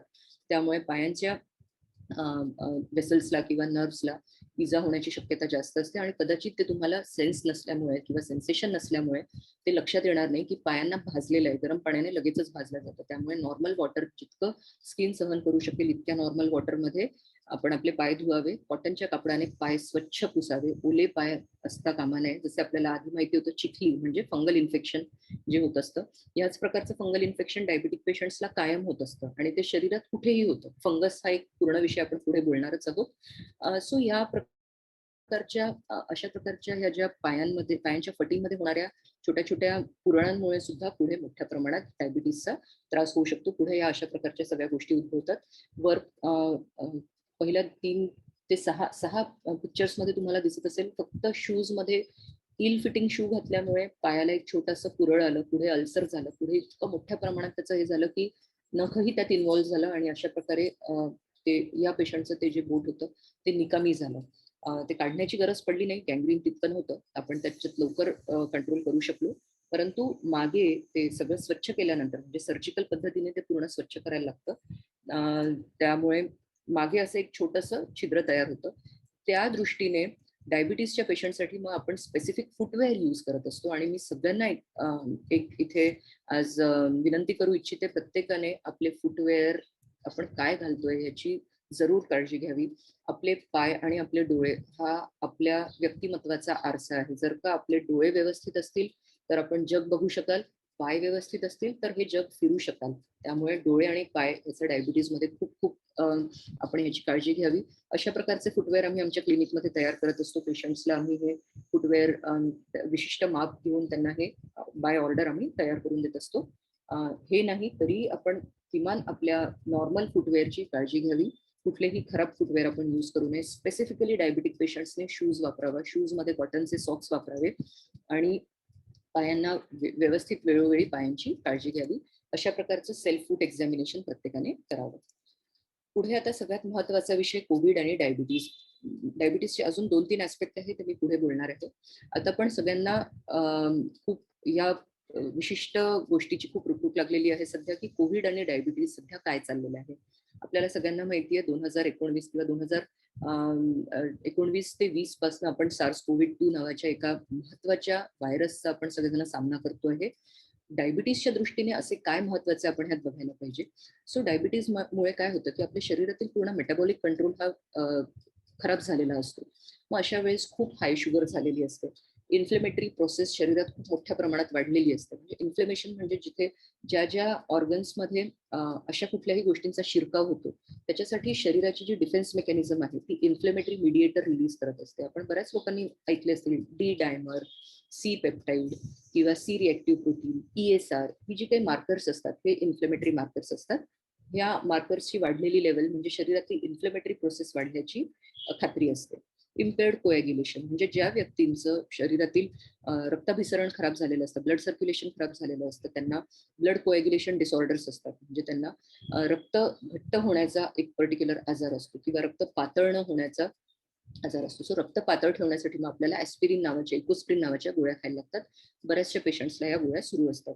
सो डायबिटीसच्या पेशंटमध्ये या सगळ्या गोष्टी खूप कॉमन असतात. चौथा फॅक्टर आहे ओबेसिटी. जसं मी तुम्हाला सांगितलं की डायबिटीसच्या बरोबर ओबेसिटी हा ज्यावेळेस त्याच्याबरोबर मिक्स होतो त्यांचं कॉम्बिनेशन हे फार हार्मफुल असतं.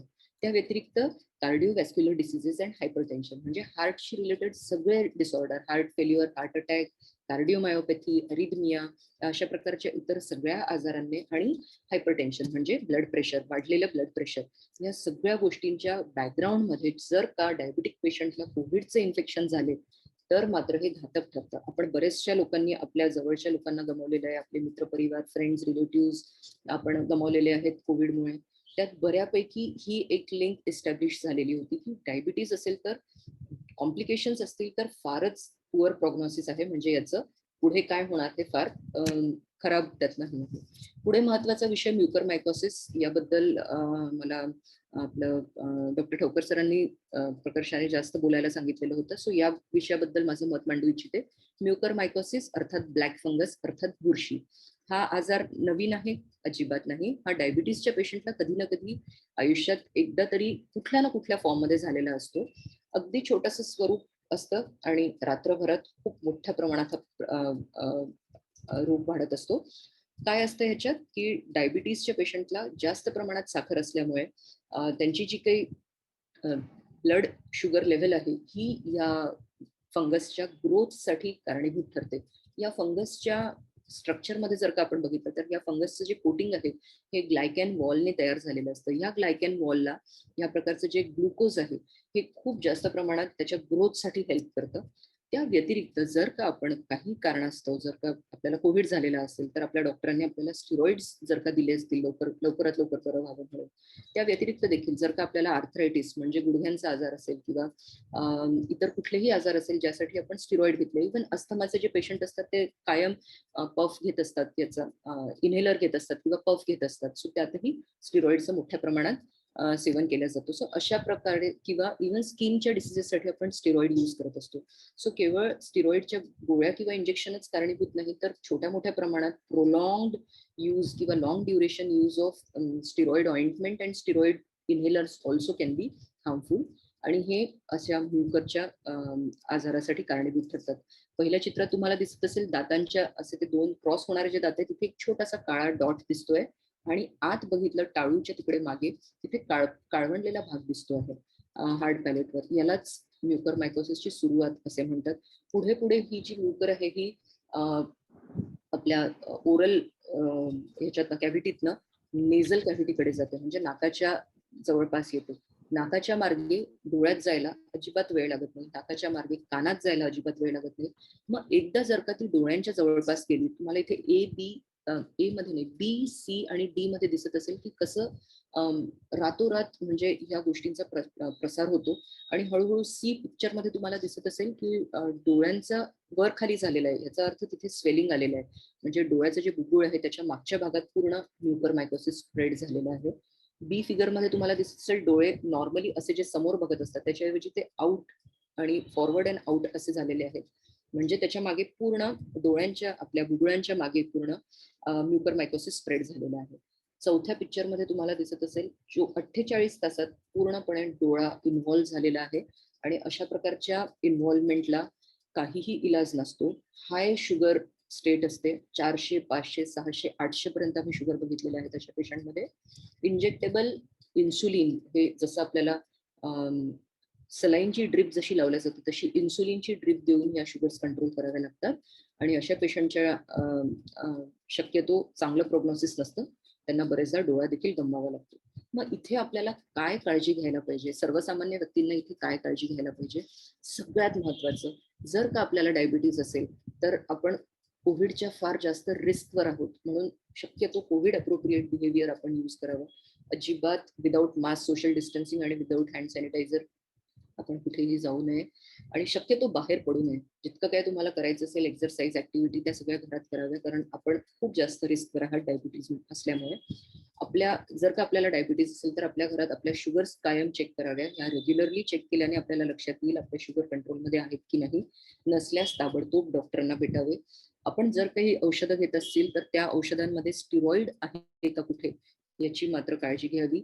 जर का आपल्याला कुठल्या इतर कारणास्तव आजारास्तव स्टिरॉइड देण्यात येत असेल तर आपल्या डॉक्टरांकडनं रिक्वेस्ट करून जर त्याची गरज नसेल तर ते विड्रॉ करून घ्यावे. जर का आपल्या घरात कोणाला कोविड असेल किंवा आपल्याला कोविड झालेला असेल किंवा होणारा जर का असेल तर जर का आपण कधी ह्युमिडिफायर यूज करणार असाल, म्हणजे स्टीम घेण्यासाठी किंवा ऑक्सिजन घेण्यासाठी जर का तुम्ही ह्युमिडिफायर यूज करणार असाल, त्यात प्लीज क्लीन वॉटर यूज करा. शक्यतो डिस्टिल्ड वॉटर यूज करा जर का शक्य झाल्यास. घरातलं कुठलंही यूज वॉटर किंवा जे वॉटर त्या ह्युमिडिफायर टँकमध्ये ऑलरेडी होतं ते यूज करू नका. शक्यतो त्याच्यात फंगल इन्फेक्शन लवकर होण्याची प्रवृत्ती असते. ओव्हरऑल क्लिनलीनेस हायजीन मेंटेन करा. कुठलंही ओरल अल्सर, छोट्यातलं छोटं तोंडाच्या आतलं फोड असेल त्याला ताबडतोब डॉक्टरांना दाखवा. अशा ठिकाणच्या गोष्टीतनं म्युकर लवकर शिरकाव आतमध्ये आपल्या तोंडात करू शकतात. So this is all about Mucor mycosis. महत्वाचा विषय डायबिटीज आणि मेंटल हेल्थ, याबद्दल सहसा कोणी बोलताना दिसत नाही. याबद्दल थोडक्यात सांगू इच्छिते.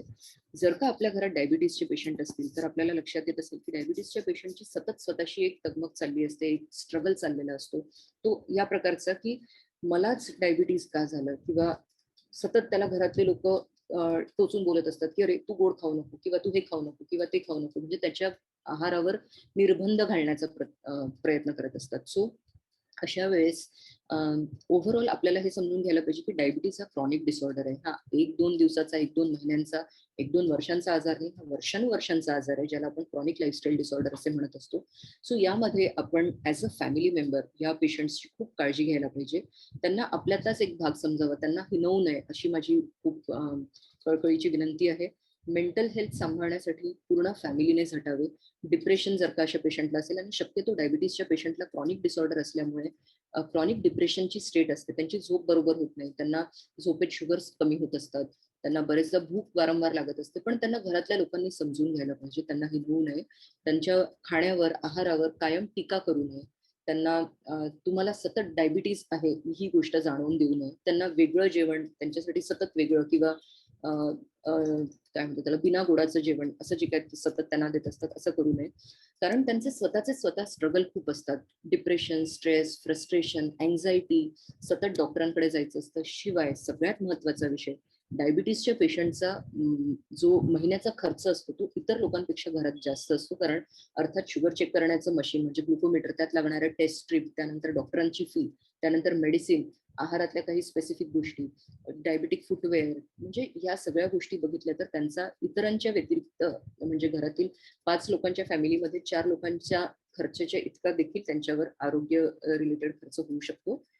त्यांना प्लीज समजून घ्या. त्यांना काही वेगळी ट्रीटमेंट देऊ नका. त्यांना जर का तुम्हाला फिट बघायचं असेल, घरातला महत्त्वाचा भाग बघायचा असेल, तर शेवटी त्यांच्यासाठी सगळा पैसा जमवून त्यांच्या शेवटच्या वेळेस त्यांना खूप ट्रीट करण्यात पैसा घालवण्यापेक्षा आत्तापासून हळू त्यांना मानसिक, आर्थिक प्रकारची हेल्प करा. आपल्या आजूबाजूला जर का अशा प्रकारची कुठेही तुम्हाला असं लक्षात येत असेल, निदर्शनात येत असेल आपल्या फ्रेंड ग्रुपमध्ये, रिलेटिव्हजमध्ये की कुठल्या प्रकारच्या डायबिटीसच्या पेशंटला अशा प्रकारची ट्रीटमेंट दिल्या जाते, कृपया त्यांना तुम्ही थोडीशी हेल्प करा. त्यांना सांगा की अशा प्रकारची ट्रीटमेंट त्यांना देऊ नका. खूप महत्त्वाचा विषय आहे हा. थोडक्यात माझ्या क्लिनिकबद्दल सांगते. डायबिटीज, मुलाबाळांमधलं डायबिटीज आणि स्त्रियांचं डायबिटीज याबद्दल माझं जे काही कार्य आहे, जे काही मला देवाने आणि माझ्या घरातील इतर लोकांच्या सपोर्टने मी जे काही आज करू शकते आहे, त्याच्यात मी सगळ्यात मोठं माझं देणं जर काही समाजाला असेल, तर मी हा विचार करते की मी अशा प्रकारच्या अवेअरनेस कॅम्पेन्स मधनं किंवा छोट्या मोठ्या गोष्टी सेलिब्रेट करण्यात जर का करू शकेल, तर मी माझ्या क्लिनिकमध्ये 14 नोव्हेंबर, दरवर्षी 14 नोव्हेंबर म्हणजे वर्ल्ड डायबिटीज डे ला प्रोग्राम घेत असते. 2 वर्षाच्या आधीचा हा पिक्चर आहे, कारण मागच्या वर्षी कोविडमुळे आम्ही असं प्रोग्राम फक्त ऑनलाईन सेलिब्रेशन केलं, पण फिजिकल सेलिब्रेशन आम्ही करू शकलो नाही. व्हाईट आणि ब्लू ही थीम असते डायबिटीजची, सो त्यामुळे आम्ही अशा प्रकारचं सेलिब्रेशन तिथे केलं. मग इथे तुम्हाला दिसत असेल, हा आमचा एक पेशंट आहे, शादाब म्हणून माझा पेशंट आहे. वय वर्ष 3 पासून त्याला डायबिटीज आहे. अर्थात मुलांना नेहमी केक आवडत असतो. त्यांच्या बर्थडेला दरवर्षी त्याच्या वडिलांचा त्याच्या बर्थडेच्या आधी एक चेकअप, बरोबर चेकअपसाठी त्याला घेऊन येतात. का? कारण त्या दिवशी त्यांना केक खाऊ घालायचा असतो म्हणून. सो मग 14 नोव्हेंबरच्या दिवशी मी जनरली या सगळ्या पेशंट्सला बोलवून, वर तुम्हाला दिसत असेल इथे केक आहे, तो देखील व्हाईट ब्लू थीम मध्ये आम्ही तयार केलेला. ऍब्सोल्युटली शुगर फ्री केक आम्ही ऑर्डर करून घेत असतो. आपल्या सगळ्या डायबिटीज, टाईप 1 डायबिटीजच्या मुलांना आम्ही बोलवतो. त्यांना त्या दिवशी मात्र मनसोक्त केक खाण्याचं आम्ही त्यांना गिफ्ट्स देतो. त्यांच्या वयानुरूप त्यांना मेडिसिन किट्स, त्यांना इन्सुलिन, फ्री इन्सुलिन, कारण टाईप 1च्या पेशंट्सला आयुष्यभर इन्सुलिनवर राहायचं असतं. मी माझ्या परीने जितकं काय शक्य होत असेल तितकं स्त्रियांच्या आरोग्यासाठी आणि लहान मुलांच्या आरोग्यासाठी आणि खास करून डायबिटीजसाठी असे प्रोजेक्ट्स कायम घेत असते. रोटरी क्लब, लायन्स क्लबच्या माध्यमातून सगळ्या शाळेतील मुलांचे स्क्रीनिंग करावे असे माझे फ्युचरचे ध्येय आहे. यास आपल्यासारख्या सगळ्यांनी ज्या पद्धतीने मला मदत होऊ शकेल, आपल्या आशीर्वादाने, आपल्या उपस्थितीने किंवा आपल्या ज्या काही छोट्या मोठ्या पद्धतीच्या मदतीने जर का तुम्ही मला या प्रोजेक्टमध्ये माझ्याबरोबर सहभागी झालात, तर मी खरंच स्वतःला खूप धन्य मानेन. अशा प्रकारे इथे मी माझं आजचं जे काही माझं हे होतं, टॉक होतं, ते संपवते आणि पुढे आपण आपल्या प्रश्नोत्तराच्या सेशनकडे वळू शकतो. आपण खूप खूप छान पद्धतीने कोऑपरेट केलं, माझं सगळं ऐकून घेतलं आणि आपल्या वेळेच्या बियॉन्ड गेलंय. 7:30 पर्यंत मला वेळ दिली होती. Sir, I am so sorry. 15 मिनिटं पुढे झाले आहेत. आपण थोडक्यात प्रश्नोत्तरांचं सेशन घेऊया आणि आजच्या या कार्यक्रमास मला आमंत्रित केल्यास खूप खूप धन्यवाद. एका मुलीसाठी तिच्या वडिलांनी तिचं इंट्रोडक्शन करावं, तिच्या कार्याबद्दल सगळं सांगावं, याच्यापेक्षा अजून काय मोठं ब्लेसिंग असू शकतं. So I am very very thankful to you papa, and my entire family is here. I'm really thankful to all of them. Over to you sir. मते सर. Yes sir. त्यांना प्रश्नोत्तर विचारायचे असेल त्यांनी प्रश्न सुरू करावे. ताई मी हेमंत मानते बोलतो भंडाऱ्यावरनं. नमस्कार सर, बोला. नमस्कार ताई. ताई माझं असं म्हणणं आहे की ट्रेसमुळे शुगर होतो का? जास्त ट्रेस झालं त्याच्यामुळे शुगर होतं का म्हटलं? हो सर, स्ट्रेस हा एक असा भाग आहे की ज्याने आपली जी काही शुगरची जी प्रोसेस असते, डायबिटीसची जी प्रोसेस असते, ती प्रोसेस खूप जास्त मोठ्या प्रमाणात स्ट्रेस त्याच्यासाठी कारणीभूत ठरत असतो. 2 गोष्टी असतात, स्ट्रेसमुळे डायबिटीज होणे आणि डायबिटीजमुळे स्ट्रेस वाढणे. ह्या दोन्ही गोष्टी तितक्याच महत्त्वाच्या आहेत. आणि कुठल्याही डायबिटीसच्या पेशंटला हा असा स्ट्रेस असणे घातक ठरतो. म्हणूनच स्ट्रेस रिलिव्हिंग एक्सरसाइजेस म्हणजे मेडिटेशन किंवा कुठलेही फिजिकल एक्सरसाइजेस आपण पेशंट्सला सतत ऍडवाइस करत असतो, त्यांनी करावे म्हणून. So stress is a very important factor आणि stress is a nowadays it's like a friend. म्हणजे आपल्या सगळ्यांच्या आयुष्यात असं झालेलं आहे की काही झालं तर आपण असं म्हणत असतो कायम, अरे मला स्ट्रेस खूप आहे, मला स्ट्रेस खूप आहे. सो मला हे लक्षात येत नाही की स्ट्रेसने काय होतं पुढे, पण प्रत्येकाकडे स्ट्रेस हा भरपूर आहे, मोठ्या प्रमाणात आहे. आणि भरपूर इन्व्हेस्टमेंट केली आहे प्रत्येकाने स्ट्रेसमध्ये, असं मला वाटतं. दुसरा प्रश्न असं होता की जसं मला शुगर ट्रीट झाली होती 50 मध्ये, तर 50व्या वयामध्ये नाही का, त्यावेळेस ती होती 160. आफ्टर दॅन मी परत चेक करत असतो पण ती नॉर्मलच असते माझी शुगर. पण डॉक्टरांनी मला अर्धी गोळी खायला लावली ती नेमकी करता. पण जेव्हा पण चेक केलं, सीबीसी केलं, त्यामध्ये नॉर्मलच होतं. म्हणजे तर ती गोळी खायची का मग? हा, सो जर का सगळ्यात महत्वाचा प्रश्न, जर का तुम्हाला तुमच्या डॉक्टरांनी कधीतरी डायबिटीसची गोळी सुरू केलेली असेल तर ती विदाऊट मेडिकल ऍडवाइस कधीही बंद करू नका. जरी तुम्हाला ग्लुकोमीटरवर शुगर्स नॉर्मल दिसत असतील, जसं आता सरांनी विचारलं 160, माझ्या दृष्टीने 160 ही शुगर नॉर्मल नाही. माझ्या दृष्टीने 2च शुगर्सच्या फिगर्स नॉर्मल आहेत. उपाशी पोटी 100, जेवणानंतरची 140 पर्यंत. इतक्या जर का तुमच्या शुगर असतील तरच या नॉर्मल आहेत. जर का कायम 100च्या पुढे तुमची फास्टिंग शुगर म्हणजे उपाशीपोटी शुगर असेल, जर का ती असेल तर ती ॲबनॉर्मल आहे. त्या दृष्टीने जर का तुमच्या डॉक्टरांनी तुम्हाला गोळ्या सुरू केल्या असतील, कुठलेही औषध सुरू केले असतील तर ते जरूर घ्या. आपल्या मनाने कुठलेही औषध बंद करू नका. Second advice about other than allopathic medicine or other than English medicine, जर का आपण आपल्या डॉक्टरांनी आपल्याला कुठले मेडिसिन्स ॲडवाइस केलेले आहेत आणि त्याच्या बरोबर कोणीतरी सांगितलं किंवा कुठेतरी पेपरमध्ये वाचलं किंवा आपल्याला कुठल्या तरी मार्गाने कुठल्या आयुर्वेदिक औषधांबद्दल किंवा इतर कुठल्याही औषधांबद्दल जर का सांगितलं गेलं असेल आणि जर का आपण ॲलोपॅथिक मेडिसिन्स पण त्याच्याबरोबर घेत असाल तर make sure that you inform this to your doctor. म्हणजे तुमच्या डॉक्टरांना माहिती असायलाच पाहिजे, कारण बरेचदा या दोन्ही गोष्टींच्या कॉम्बिनेशनमुळे शुगर्स खूप झपाट्याने कमी होतात, ज्याला हायपोग्लायसेमिया असे म्हणतात. म्हणजे डोळ्यापुढे खूप अंधारी येणे, अंगावर कापरं भरणे, सतत हात थरथर कापणे, कायम काहीतरी गोड खावं असं फिलिंग येणे आणि खूप घाम येणे, ह्या सगळ्या महत्वाच्या गोष्टी आहेत. आणि या गोष्टींमुळे हायपोग्लायसेमिया खूप लवकर होऊ शकतो. शिवाय इतर कुठल्याही औषधांचे जर का आपण सेवन करत असाल तर आपल्या ॲलोपॅथिक मेडिसिन्स बरोबर त्याचे इंटरॅक्शन होऊन लिव्हर किंवा किडनीवर त्याचे घातक परिणाम करू शकतात. सो त्यामुळे औषध हे घ्यायलाच पाहिजे फर्स्ट, जर का ऍडवाइस केले असतील तर. जर का आपण कंट्रोल करू शकत असाल उत्तम, पण मग औषध जर का आपले बंद केले असतील तर मग मात्र वेळोवेळी चेकअप आपण करावे. किमान आठवड्यातनं किमान महिन्यातनं एकदा आपल्या घरी ग्लुकोमीटरवर शुगर चेक करणे, म्हणजे जे आपण फिंगरवर शुगर चेक करतो घरी ग्लुकोमीटरच्या डिव्हाइसने, त्यावर शुगर चेक करणे आणि 3 महिन्यातनं एकदा लॅबमधनं शुगर टेस्टिंग करणे. त्या व्यतिरिक्त HbA1c म्हणजे 3 महिन्याचा एव्हरेज हे बऱ्याचशा ठिकाणी चेक केल्या जात नाही, याला ग्लायकोसायलेटेड हिमोग्लोबिन असेही आपण म्हणतो. सो हे जे 3 महिन्याचं हिमोग्लोबिन आहे ते चेक करणे. सो ह्या महत्वाच्या गोष्टी आहेत. सो औषध बंद करता कामा नये विदाऊट मेडिकल ऍडवाइस.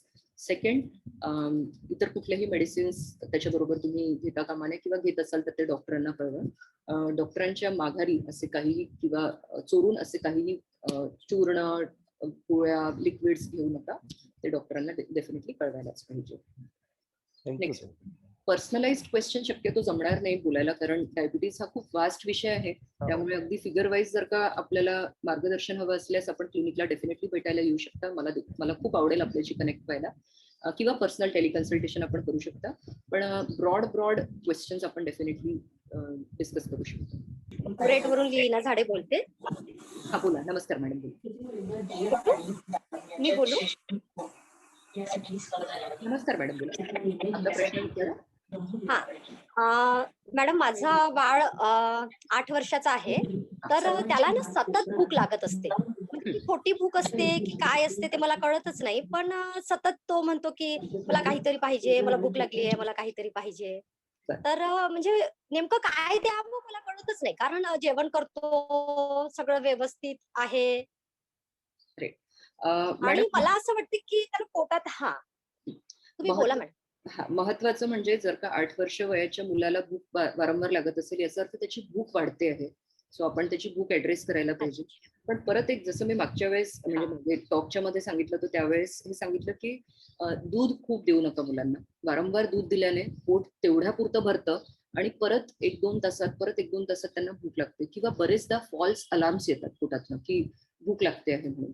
सो बरेचदा असं पण असतं की मुलांना भूक लागलेली नसते पण पोटातनं फॉल्स अलार्म येतात म्हणून ते सांगतात भूक लागलेली आहे. दुसरं एक कारण असू शकतं ताई हे की एनर्जी डेन्स फूड दिल्या जात नाही म्हणजे प्रोटीन असलेलं खाणं दिल्या जात नाही. मग प्रोटीन असलेलं खाणं कसं असतं, काय असतं प्रोटीनच्या खाण्यात? म्हणजे आपल्या आहारात खास करून मुलांच्या आहारात सोयाबीन, पनीर किंवा कडधान्य या गोष्टी आपण यूज कराव्या. शक्यतो मुलांना या गोष्टी आवडत नाहीत. पण ह्याचा जर काय आपण उपयोग करू शकलो आहारात तर त्यांचं खाणं स्ट्रॉंग बनतं, चांगलं बनतं. पौष्टिक तर असतंच पण एनर्जी डेन्स बनतं. जितकं एनर्जी डेन्स फूड असेल तितक्या वेळ त्यांची खूप छान हे राहणार. आणि शक्यतो मुलांना मध्ये मध्ये जेवण देणे टाळावे. त्यांचं एक फिक्स्ड रुटीन करावं. उठल्यानंतर ब्रेकफास्ट नंतर एक मध्ये एखादं फळ. शक्यतो मुलं फॉलो करत नाही हे मला माहितीये. पण जर का आपण या रूलनुसार वागलो की आपण घरात सगळ्यांनी एकत्रच डायनिंग टेबलवर बसतो त्याच वेळेस खायचं, मध्ये मध्ये कोणीही घरात खायचं नाही हा. असं जर का आपण एक रूल फिक्स केला तर मध्ये मध्ये खाणं टाळेल. मुलं काय करतात, भूक लागली म्हणून चिवडा लगेच एक वाटी चिवडा घेऊन खाऊन घेणार आणि मग जेव्हा जेवायची वेळ येते 1 वाजताची वेळ येणार तेव्हा म्हणणार मी आता चिवडा खाल्ला मला भूक नाही. मग आई झोपल्यानंतर 2-2:30ला मग लगेच मुलांना भूक लागते. मग परत आई झोपलेली आहे म्हणून मग मी ताटात काय घ्यावं, मग मी फक्त वरण भात घेऊन खातो. मग मुलांचं असं असतं आणि मग हे वरण भात खाल्लेलं असतं ते खाऊन मूल झोपतं. कारण तेव्हा एनर्जी डेन्स काही मिळालं नाही, भाजी गेली नाही पोटात, चपाती गेली नाही पोटात, दूध किंवा जे काही शॉर्टकट खाल्लं किंवा बरेचदा मुलं हल्ली चॉकलेट मिल्क बनवतात, कॉर्नफ्लेक्स आणि दूध लगेच घेऊन खातात किंवा ब्रेड जॅम खातात. अशा गोष्टी शॉर्टकट म्हणून खातात, तेवढ्या पुरतं पोट भरतं, लगेच झोपी जातात. परत उठतात, खेळतात आणि खूप भूक लागलेली असते, परत काहीतरी शॉर्टकट अवेलेबल असतं म्हणून ते खातात. अशा प्रकारचं हे चक्र सतत सुरू असतं. सो त्याला कुठेतरी आळा घालायला पाहिजे आणि शक्यतो दिवसातनं 2 मील्स हे चांगले स्ट्रॉंग असावे. आणि दुसरं म्हणजे जसा तुमचा प्रश्न होता त्याचा दुसरा भाग आहे मुलाला पोटात काही जंतू तर नाही याची काळजी घ्यावी. जंतूचं औषध घ्यावं. 2 डेट्स लक्षात ठेवाव्या, 26 जानेवारी, 15 ऑगस्ट. ज्यांची लहान मुलं बाळ आहेत त्यांनी या 2 डेट लक्षात ठेवावे. एकदा 26 जानेवारीला आणि एकदा 15 ऑगस्टला निर्जंतुकीकरण पोटाचं म्हणजे जंतूची जी काही औषधं असतात, झेंटिल नावाचं एक औषध असतं ते द्यावं. या 2 दिवशी दिल्यामुळे अत्यंत चांगल्या पद्धतीने पोटातल्या सगळ्या जंतूंची हे होत असते. शक्यतो मुलांना लहानपणापासून दही खाण्याची सवय घाला. दूध पिलं नाही तरी चालेल, दही खाण्याची सवय घाला. दह्यातनं खूप चांगले बॅक्टेरिया मिळतात जे पोटासाठी चांगले असतात. बऱ्याचशा मुलांची डायजेस्टिव्ह सिस्टीम खराब असते. त्यांना कायम लवकर सकाळी शौचास जाण्याची सवय नसते, कॉन्स्टिपेशन होत असतं. दिवसभरात कधीतरी रात्री किंवा दुपारी ते लोक मोशन्स पास करत असतात. सो त्यामुळे सुद्धा त्यांचं डायजेस्टिव्ह सिस्टम खराब असल्यामुळे पुढे जाऊन त्यांना भूक रिलेटेड सगळ्या गोष्टी किंवा अप्स अँड डाऊन्स बरेचदा होत असतात. सो थँक्यू त्यावर तुम्ही या सगळ्या फॅक्टर्स एकदा जस्ट तुम्ही चेक करा आणि त्याच्यावर तुम्हाला उत्तर डेफिनेटली मिळणार. कुठेतरी या गोष्टींमध्ये तुम्हाला उत्तर मिळणार. Okay ma'am, thank you ma'am. Thank you. Hello, आणि काही प्रश्न? हॅलो, हा हॅलो, बोला. आपले नाव सांगा. मी doctor Asha Mane. Yes madam. सर्वप्रथम मी तुमचं खूप खूप अभिनंदन करते आणि कौतुक करते की तुम्ही इतकं सुंदर मार्गदर्शन केलं. आपलं मेडिकल फील्ड मध्ये आपण इतकं चांगलं करिअर केलेलं आहे त्याचं मला खूप कौतुक वाटतंय. Thank you madam. आज मला तुम्ही डायबिटीस आणि याच्यावर बोललात त्याच्यामुळे एकदम आठवण झाली की डॉक्टर दीक्षितांनी 2 जेवण घ्यायला सांगितले आहेत आणि त्याचं रिलेशन त्यांनी इन्शुलिन सोबत सांगितलेलं की 2दाच इन्शुलिन बॉडीमध्ये सिक्रेट झालं पाहिजे. तर हे मला थोडस अजून म्हणजे क्लिअर होत नाहीये की असं का.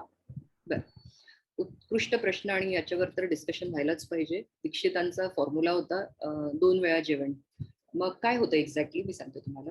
जसं आपल्या शरीरात आपण बघतो की इन्सुलिन हे जे आहे हे एका सेट क्वांटिटीमध्ये आणि कॉन्सन्ट्रेशनमध्ये दिवसभर तयार होत असतात. तसे 2 ग्राफ असतात. एक इन्सुलिनचा सपाट ग्राफ असतो ज्याला आपण बेसल इन्सुलिन म्हणतो, आणि इन्सुलिनचे असे पीक्स असतात. म्हणजे जेव्हा इथे आपण आहार घेतला सो त्यानंतर पुढे 2 तासात पीकवर शुगर्स असतात आपल्या, आणि त्याच्यानंतर हळूहळू हे शुगर्स कमी होत जातात. तसेच इन्सुलिनचे देखील असते. इथे जसं आपण आहार घेतला तसेच त्याच्याबरोबरच इन्सुलिन सिक्रेट व्हायला लागतं.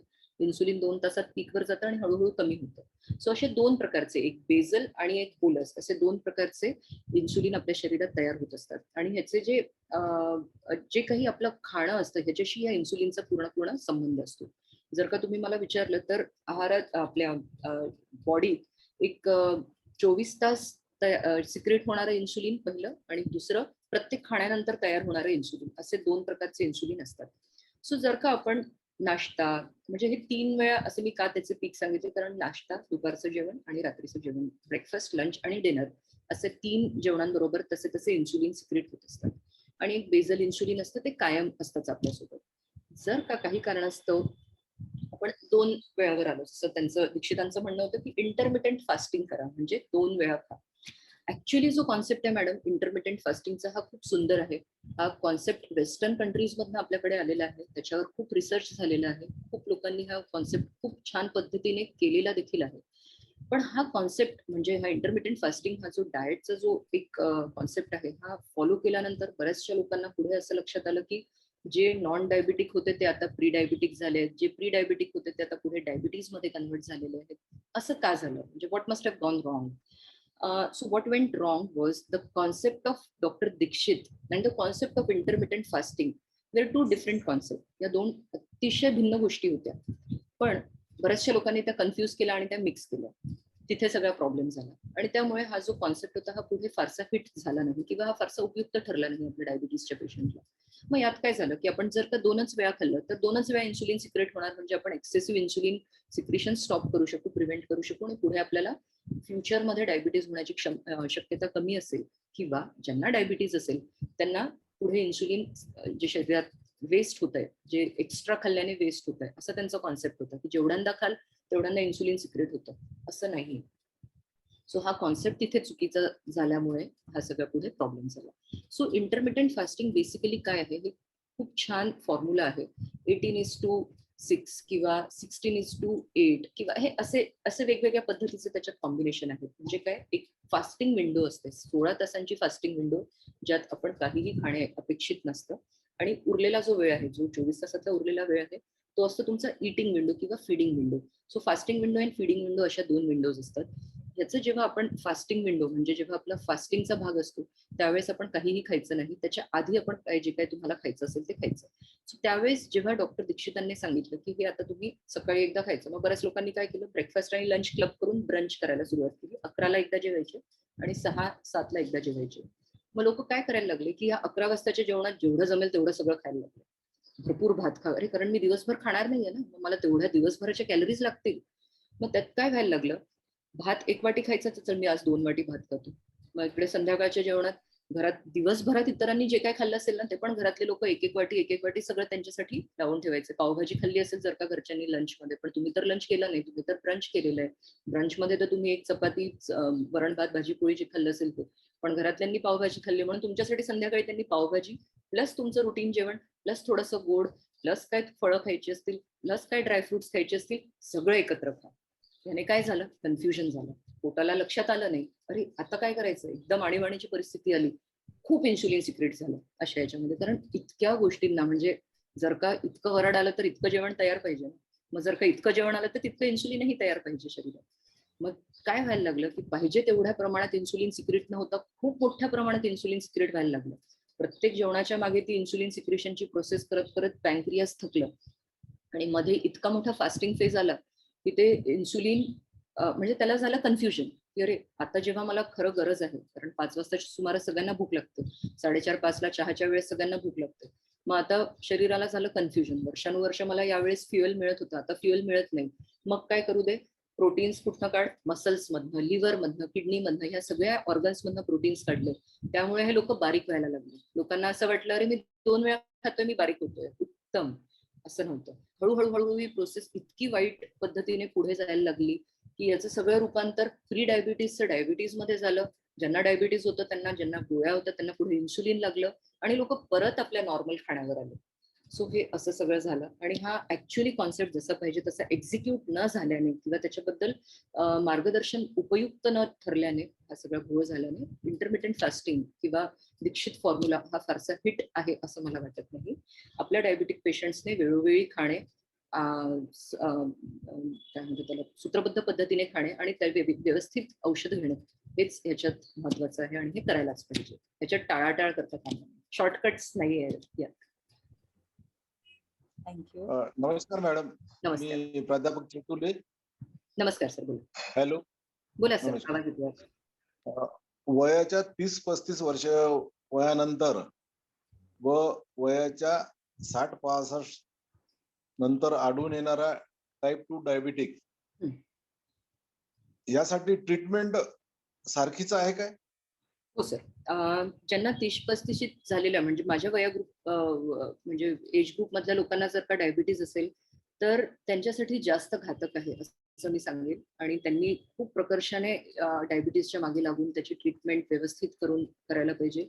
याचं कारण मी असं का म्हटलं की ज्यांना यंग एज मध्ये डायबिटीज झालं त्यांना पुढे जे काही आयुष्य काढायचंय ते डायबिटीज बरोबरच काढायचंय. म्हणजे पुढे जे काही तुम्ही 30-35 वर्ष जगाल ते तुम्हाला डायबिटीज लाईफ जगायचं आहे. त्या कंपॅरिझन मध्ये जर का 60-65 मध्ये आपल्याला डायबिटीज झालं असेल तर आपल्याला केवळ 10 ते 20 वर्ष डायबिटीज, म्हणजे जितके वर्ष तुम्ही जगाल तितकेच वर्ष तुम्हाला डायबिटीज बरोबर काढायचे. मग यंग जनरेशन मध्ये येणाऱ्या डायबिटीजचा हे काय डिसएडव्हान्टेजेस काय, तर लवकर येणारे कॉम्प्लिकेशन्स, जर का सुरुवातीलाच डायबिटीज चांगलं कंट्रोल केलं गेलं नाही तर डोळ्यांचे कॉम्प्लिकेशन, हायपरटेन्शन, त्यानंतर किडनीचे आजार, पायांचे आजार हे खूप लवकर येतात. सो कमी वयोगटातल्या लोकांना त्यांच्या 45-50 मध्ये फुल फ्रँक डायबिटीज तयार झालेला असतो आणि त्यामुळे त्यावेळेसपर्यंत केवळ डायबिटीज न येता त्याचे कॉम्प्लिकेशन्स झालेले असतात. सो त्यामुळे त्यांचा कमी वयोगटातल्या लोकांनी अग्रेसिव्हली डायबिटीज मॅनेज करायला पाहिजे. जितकी मदत पाहिजे असेल तितकी डॉक्टरांकडनं मदत घ्या. ज्या पद्धतीने जमत असेल त्या पद्धतीने आता खूप एक्सरसाइज करा, कारण आता जे काही तुम्ही करू शकाल ही पुढच्या आयुष्यासाठी असलेली इन्व्हेस्टमेंट आहे. आणि त्याच्या कंपॅरिझन मध्ये एल्डरलीजनी फक्त वेळोवेळी औषध घेणे, वेळोवेळी आहार घेणे आणि समतोल व्यायाम आहार याचा एक बॅलन्स जरी केला तरी त्यांच्यासाठी इनफ असतो. तर रेग्युलर चेकअप मात्र करत राहायला पाहिजे. ओव्हर एक्सरसाइजनी मॅडम डायबिटीज प्रॉब्लेमॅटिक आहे. Over exercise is not good for diabetics, कारण जास्त मसल्स एक्झॉस्ट झाल्या तर आपल्या शुगर लेवल कमी होण्याची शक्यता असते. सो डायबिटीसच्या लोकांनी एक गोष्ट नेहमी लक्षात ठेवावी, कधीही उपाशी पोटी एक्सरसाइज करू नये. झोपून उठल्याच्या 1 तासात तुमचा ब्रेकफास्ट व्हायलाच पाहिजे. पहिलं खाणं किमान अर्ध फ्रूट, 1 फ्रूट, अर्ध फ्रूट आणि थोडे मेथी दाणे आणि थोडे ड्राय फ्रुट्स हे तुमचं पहिलं खाणं झोपून उठल्याबरोबर व्हायला पाहिजे, कारण गोळ्यांचा इफेक्ट असतो त्यामुळे ऑफकोर्स ते शुगर्स खूप लवकर कमी होत असतात. आणि एक्सरसाइज केल्याने कुठल्याही फॉर्मचा 40-45 मिनिटाचा डिले सुद्धा त्यांच्यासाठी घातक ठरू शकतो. सो ह्याची काळजी घ्यावी. तुम्ही आता मेथीदाण्याचा उल्लेख केला. मेथीदाणे भिजवून त्याचं पाणी घ्यायचं असते किंवा मग मेथीदाणे? सिंपल प्रोसेस आहे. अर्धा वाटी किंवा अर्ध्या छोट्या पेल्यामध्ये पाणी घ्यायचं, 2 चमचे मेथी दाणे घालायचे छोट्या चमच्याने. चहापत्तीचा जो चमचा असतो त्याने 1 चमचा किंवा अगदी त्यापेक्षा लहान असेल तर त्याने 2 चमचे मेथी दाणे पाण्यात घालायचे. ते पाणी प्लस मेथी दाणे चावून मेथी दाणे खाणे आणि पाणी प्यायचे असं आपल्याला करायचंय. सो दोन्ही याचं सेवन करा, पाणी आणि दाणे दोन्ही. Thank you madam. Thank you. Yes sir. Hariom. Hariom. Hariom. आता अंतिम भाग आपला आभार प्रदर्शनात आहे. आज आमच्या ताईंनी शिक्षकाची भूमिका केलीच आणि आपल्याला ज्या ज्या सावधगिरी बाळगायला पाहिजे असतात त्याच्याबद्दल आम्हाला खूप मोठं ज्ञान दिलंय. तर आम्ही बाळरूपी सगळे पेशंट आम्हाला मार्गदर्शन मिळालं तर सगळ्यांनी याचा उपयोग करावा. इतकंच केलं तर त्यांचा आजच्या सगळ्या भाषणाचा आम्हाला त्यांचं सार्थकी होईल आणि त्यांनी खूप छान माहिती दिली त्याच्याबद्दल आम्ही आभारी आहेत. आम्ही पुन्हा विनंती करतो की त्यांनी पुन्हा आमच्या वर्गाला उपस्थित राहावं आणि आम्हाला मार्गदर्शन करावं. आजचा आपला वर्ग इथेच आपण संपवत आहेत.